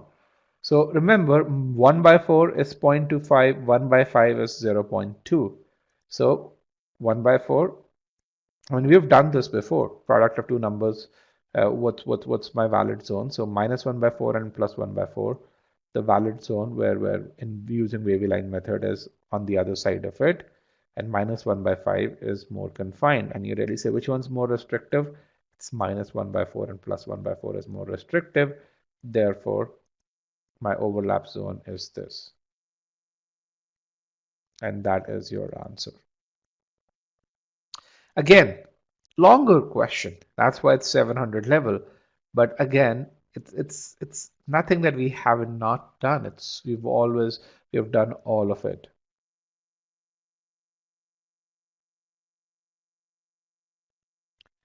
Right? What did you learn from this question? This is the most challenging question most likely that you're going to see. What did you learn from it?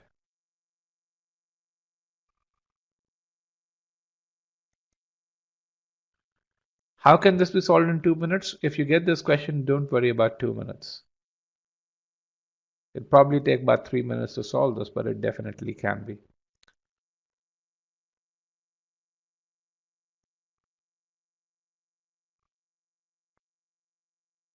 Okay, substitution, simplification. 1 by 4 is more restrictive than 1 by 5. And that's what happens when reciprocal forms. Standard form is really helpful. You've never seen the GMAT asking about infinity? I think you need to search a bit more.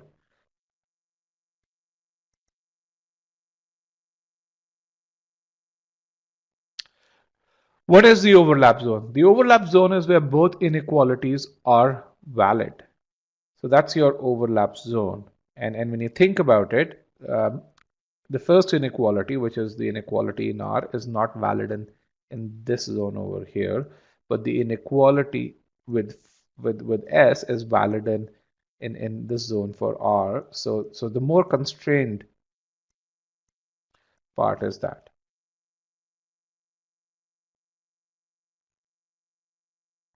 Oh, how did I get to the roots? Let me explain that. I'm going to just mute myself for 15 seconds and then explain.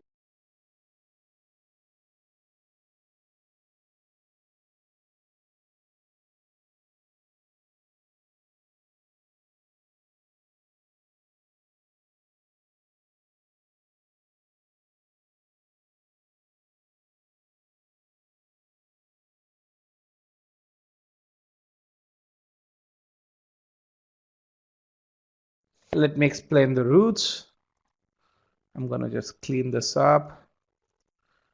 Let me just clean this up. I am going to just hide certain areas so that we know what to focus on. Now it won't shade. Let me just hide this. Okay, I'm just gonna hide this over here. Okay, all right, and let's just move this slightly. Okay, so let me just clear this part over here. Can you guys, or let me actually get the focus again. I'm gonna hide fill again, hide this part as well. So can you see how we got to this part over here? Yes, no? R square minus 1 by 16 is greater than 0, right? So this is the form of x square minus a square. Do you remember that form? X square minus a square. How do you represent x square minus a square or x square minus y square? It's represented as x plus y multiplied by x minus y. That's what we did when we got to the next statement over here. So x square minus y square. This is x plus y or x minus y multiplied by x plus y. That's how we got to the roots.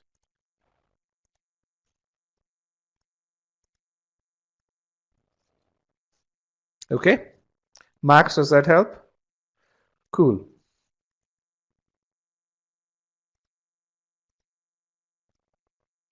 So what is the overlap zone? Overlap zone is the area which contains values that are common to all the variables, and that's why we chose the minus 1 by 4 to plus 1 by 4, because that's the common set of values.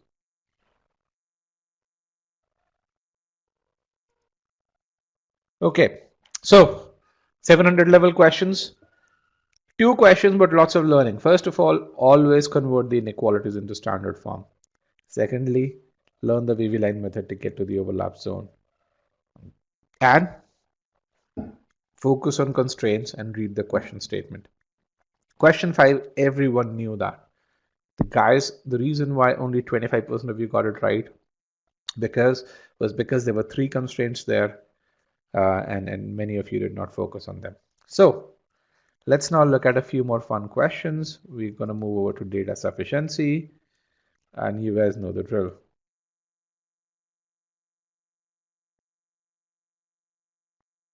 Select have not solved yet. I need about 50 people to select that. Okay, guys, we're going to get the PDF. So the solution is there in the PDF.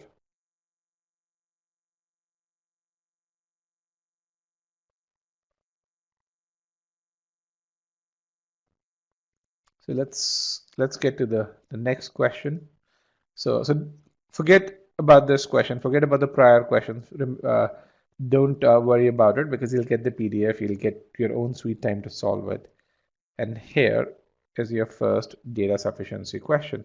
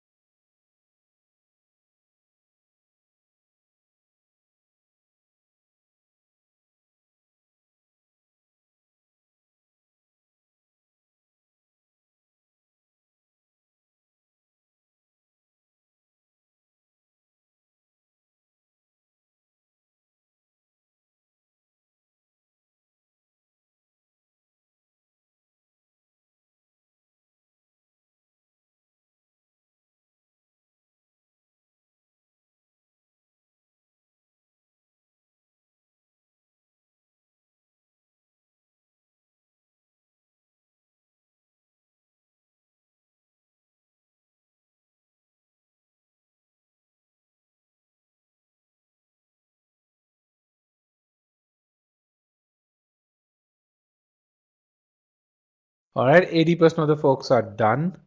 So put in your answers over here. I'm going to give you guys 10 seconds. 5, 4, 3, 2, and 1. Let me end the poll. I'm going to broadcast the results.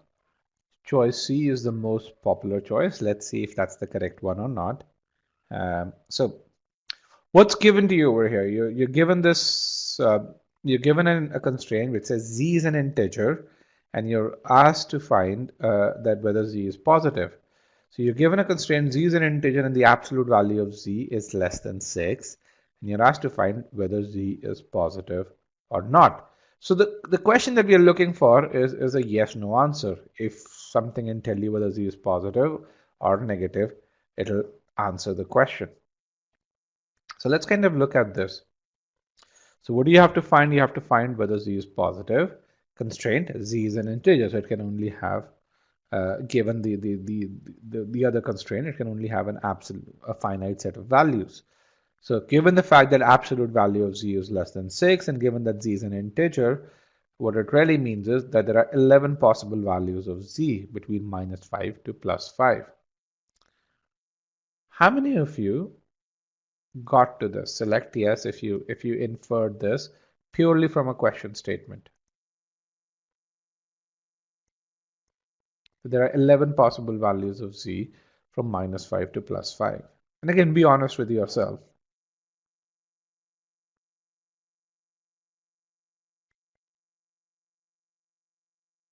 All right, about 75% based on the responses that I see over here have done that. And I'll say 75 because I think there are a few more who haven't responded who probably would be in the no bucket.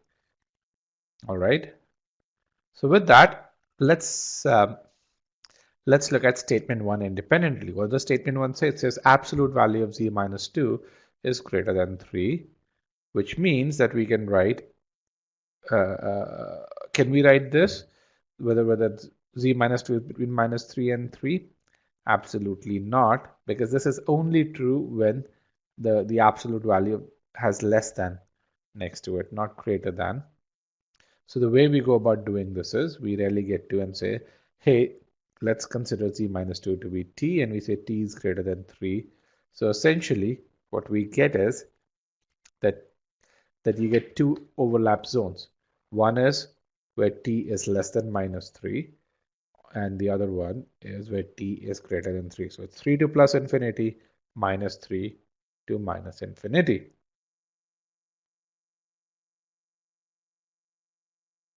Remember, both 3 and -3 are not included here. That's why you see the hollow dots. So then you really apply this and really say, hey, the two constraints that you get is that either Z is greater than 5 or Z is less than -1. Let me ask this. How many of you were able to get to these two constraints? How many of you were able to get to whether Z is that the two possible ranges for Z, that Z is either greater than 5 or Z is less than -1?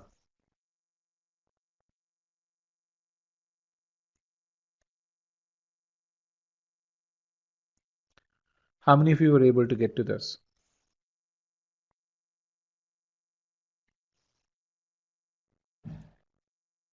Okay. 72% of you say that you were able to get to these constraints, yet many people faltered in the actual answer. So when you think about this, it tells you Z can be both positive and negative, right? Not so fast though, because we know that Z has to be between 6 and -6. Okay, so which means that Z can't be greater than 5. Okay, because greater than 5 means that Z is 6. Remember, Z is an integer. Okay, so all the possible values of Z are between -1 and -6, which means Z is negative, which means statement 1 is sufficient. So 75% of you got to this point, why did you not say that statement 1 is sufficient? Where did you falter?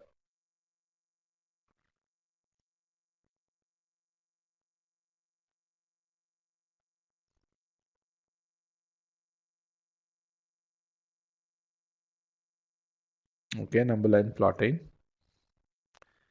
Mistake in step 1. Forgot to apply the constraints. And the question asks if z is positive, and the answer to that is a definitive yes or a definitive no. The answer over here is a definitive no. So it answers that question.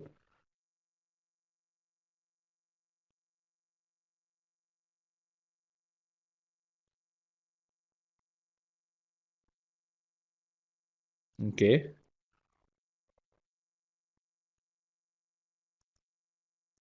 Let's apply the second, because both of them independently could be correct too.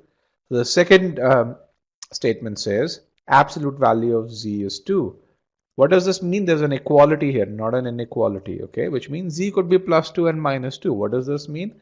Z could be both positive and negative, which means it doesn't tell you anything, okay? So what's your correct answer? Correct answer is choice A, that only statement 1 is sufficient, but statement 2 is not sufficient.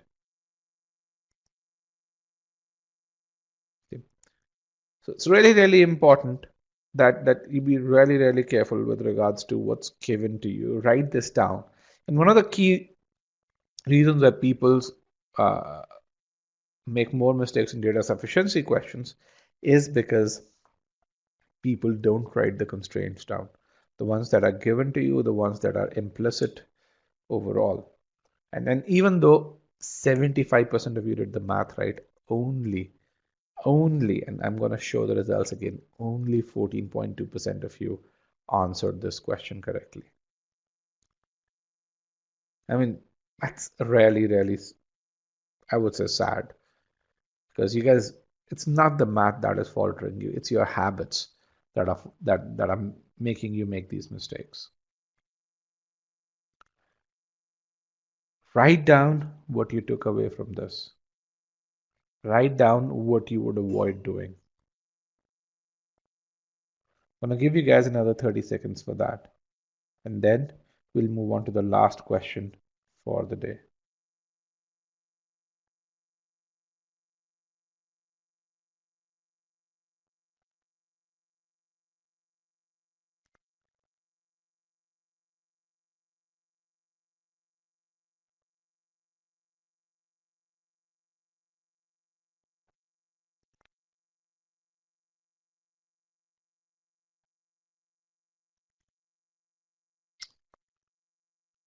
We have one more question, if I remember correctly, and then you'll have a number of practice questions which I'll provide to you. Okay, so you guys know the drill. Select have not solved yet.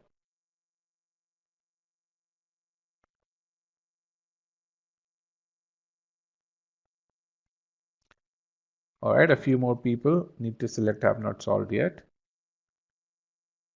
I only have 48 people over there. 49. At least one more person needs to select have not solved yet. Okay.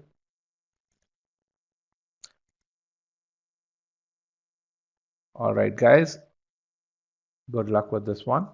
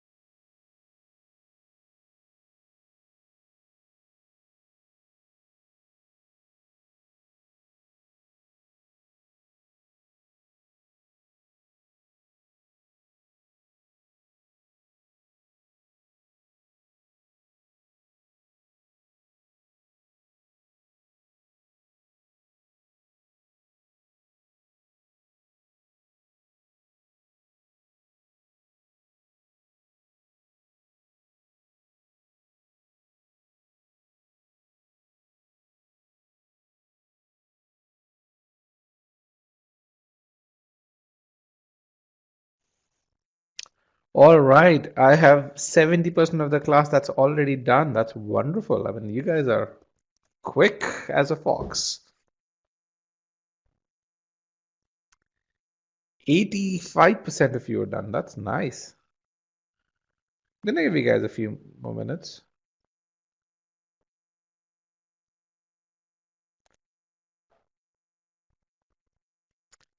%. Okay, about 15 more seconds.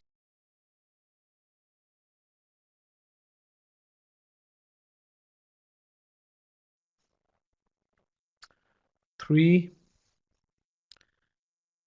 2, and 1.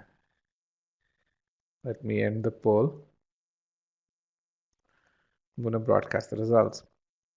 Now, sometimes as questions get more challenging, they require less math, and this is one such question. They require way more logic than math. There's a question in the Q&A pod. It says, is this question simpler or more difficult than what we think it is? And given the stats here, I can tell you that only 5 people answered this correctly. Only 7% of the class answered this correctly. And again, this question requires pure logic, no math. So let's look at this question. The question that is asking is A less than B or is B greater than A? You ask yourself, is there a constraint on this? No, there isn't. It's simply asking, is B greater than A? A lot of times while solving math questions, I find that it's really useful to read the equations.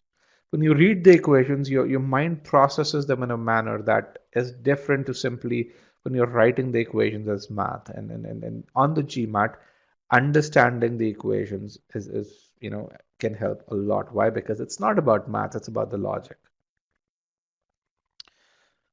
So let's look at the first statement. Statement 1 says absolute value of A minus B is equal to B minus A. Let me ask this. What is the absolute value of a number? What is the range of outputs in absolute value of a number?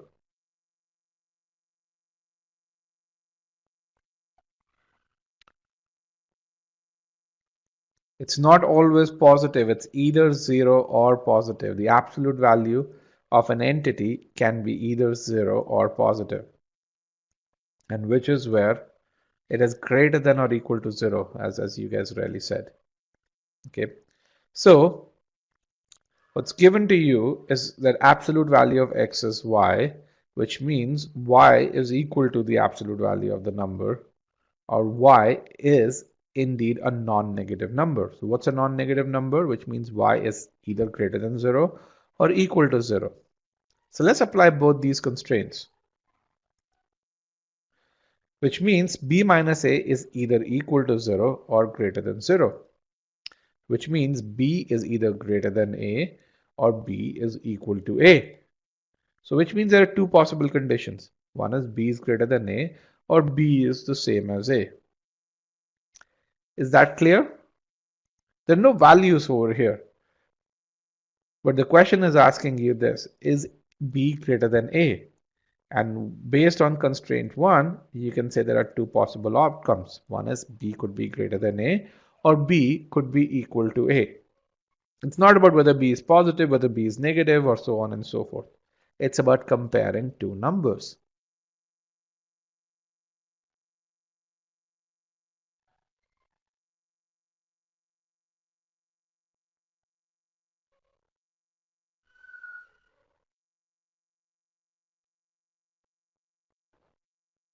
Okay?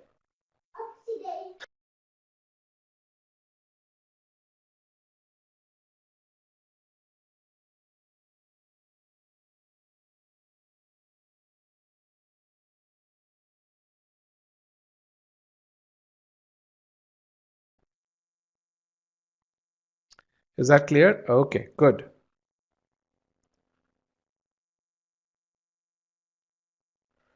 Anisha says that apps equal to sign was missing in the original question. I don't think so, Anisha. Let me just go back over here. Here is the original question. Here is the equal to sign over here. No, you can see the original question here. Which equal to sign is missing?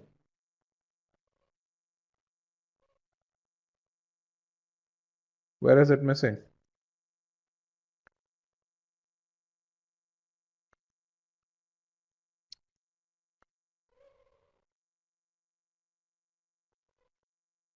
Okay. All right. So we will do something because for me it's clear as day. So I don't know. So we're gonna take a look at that.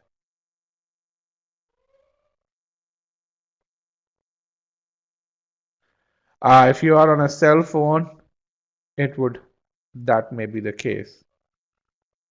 But yeah, on my screen it absolutely is very clear. So, but I will see to it that it is fixed. Ashutosh, if we can really, uh, if we can take that as a feedback and we can do that. Okay, here's the first statement. And the first statement had two outputs. One is B is equal to A or B is greater than A. All right. Then the second statement says A by B is less than 1. All right. So what does this mean? There's two cases. One is if B is positive, and the second is if B is negative. If B is positive, it essentially could mean two things. One is that B is either greater than A or B is less than A. It can never mean that B is equal to A. So since you have both the outputs over here that B is greater than A or B is less than A, there is no definitive answer to this question whether B is greater than A or not. But then let's combine both these statements. The first statement said that B has to be greater than A or B has to be equal to A. The second statement says B has to be greater than A or B has to be less than A. The equality is forbidden in the second statement. So you combine them and you say the only commonality is that B has to be greater than A. So both statements together answer the question. And that's how you get this. How do you read the second statement is that A by B is less than 1, which means A can never be equal to B. Why? Because essentially A by B, if that were the case, then A by B will be equal to 1. So there are two possibilities. B can either be greater than A if both of them are positive, or if B is positive, or B can be less than A if B is negative. That's how you would really read. And again, that's where when you read that, you're going to really say, so how come B is less than A? Think of it as this way. If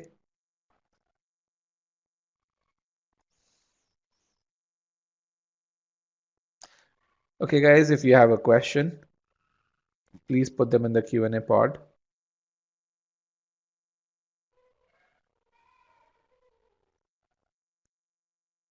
Please put the question in the Q&A pod, not in the short answer pod. I'm going to end the poll over there.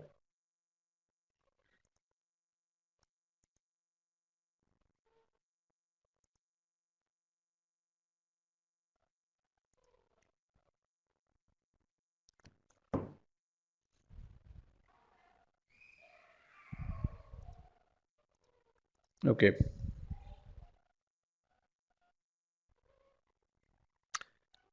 Okay. Can I elaborate on the logic that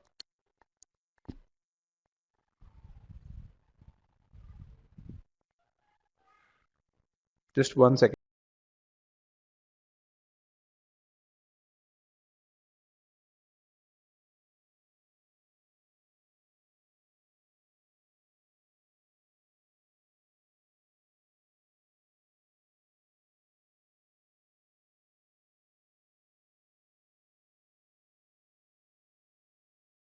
Just 1 second. That guy, there was some disturbance outside. So I have the question, which is, can you elaborate the logic of B? So there are two possibilities. If A by B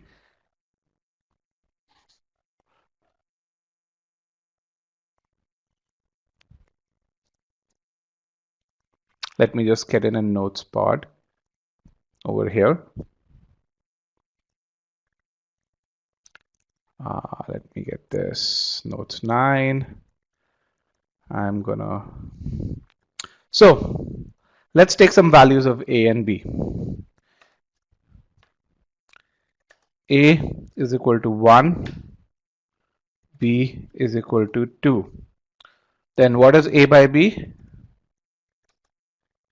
Is equal to 0.5. Is that less than 1?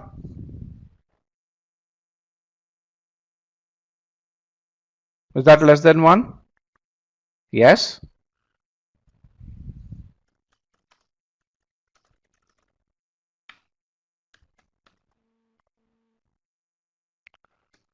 B is greater than A, right?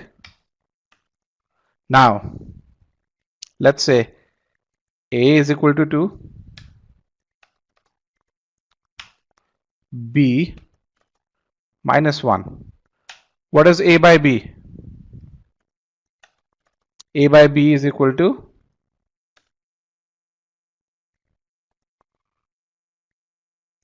A. What is A by B? Minus 2, which is less than 1, right? But in that case, B is less than A, correct? Where is my less than sign? B is less than A. So as per inequality 2, B can be greater than A or B can be less than A.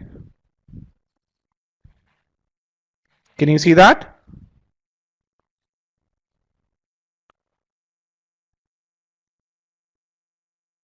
So those are the two possibilities from here.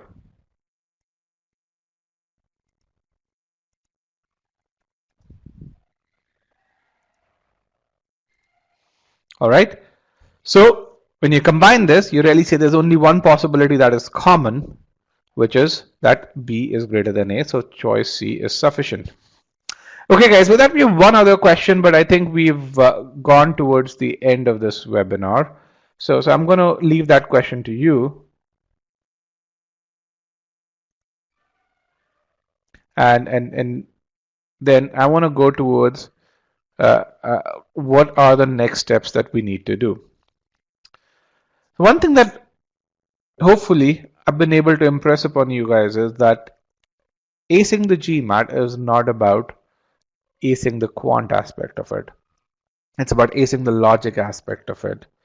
And that's something which is really, really important, because you don't need to be a quant whiz to get a Q50 or a Q51. GMAT quant can be mastered if you're diligent, if you inculcate good habits, if you don't repeat your mistakes.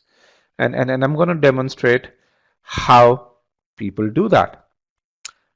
The first case over here is an example of a guy who basically was someone who's really good in quant, but not good in GMAT math. I mean, this guy topped his math classes, but was never able to go beyond a Q58.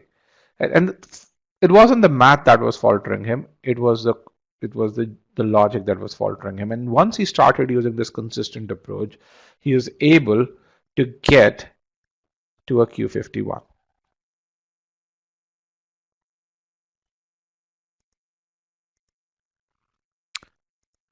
Here's a guy who improved to Q49, got an admit from Wharton, and he was stuck at Q45 and put in a lot of hours. I mean, if you watch this video interview, you're going to really see how his journey was.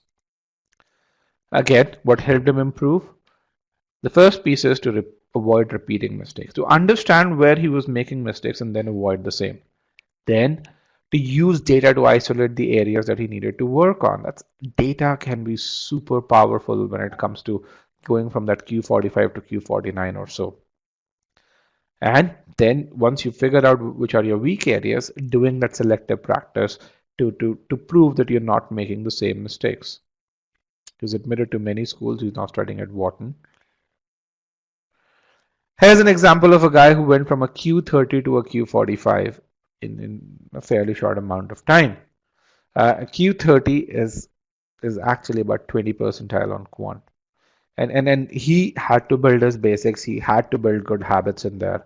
And once he did that, that improvement was really, really quick. Another guy who went from a Q38 to a Q50. I mean, people who are in that Q30 to Q40 bracket, too, if you think that it's not possible, has an example of when someone has done that. And essentially, um, how did he get to a Q50? He focused on improving. And he focused on learning the concepts that he did not. I mean, if you think about how we went through in the intro of this webinar, where we said learn the concepts that you still need to learn and achieve that ability level overall, and have this process where you can track your improvement. And that's what he did. He actually, I think, is studying at Wharton right now. But imagine Wharton's such a quant-focused school. At Q38, they wouldn't have even considered him. So essentially, acing GMAT quant is not about the math. It is about learning the concepts and adopting good habits and not repeating your mistakes. Once you do that, that Q50 is yours for the taking. So how do you get to that Q50? Learn the concepts. Make sure you know them. There are very few concepts that GMAT quant tests. Be methodical in your approach. One of the things that you should not do and you can't afford to do is be afraid of questions. And because if you're afraid of questions, you won't become an active reader of the question statement. One of the other things which is there is, you'd see a number of courses where you're going to find math questions. On the GMAT, you're not going to see math questions. You're going to see questions that test the logic. And that's where you need to test, you need to trust the test maker that you're not going to see anything that's super difficult.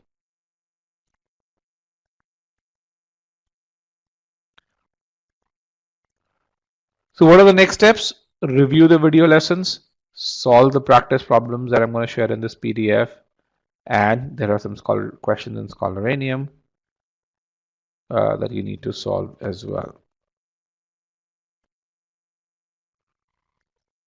Okay, do that, and you're going to find that that essentially acing the algebra portion is fairly simple. Here's the session presentation that you can download. Here is the batch calendar. Remember, we started the batch today.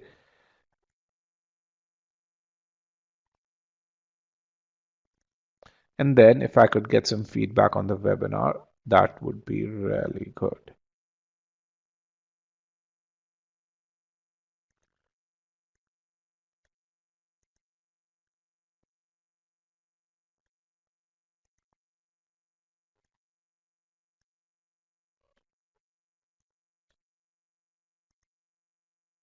If you get some feedback, that'd be really good. What percentage of questions are in algebra? I would say about 20%.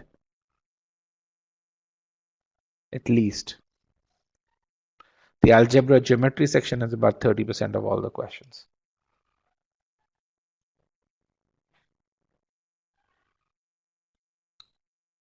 Can you get the recording of the session? Yes, we'll send the recording in an email. So be on the lookout for the email in about 9 hours from now. So we send the email at 5:30 p.m. Pacific, 6 a.m. Indian, and 6 a.m. Indian, and I think 2:30 a.m. British. So algebra and geo is 30, yes, about 35%.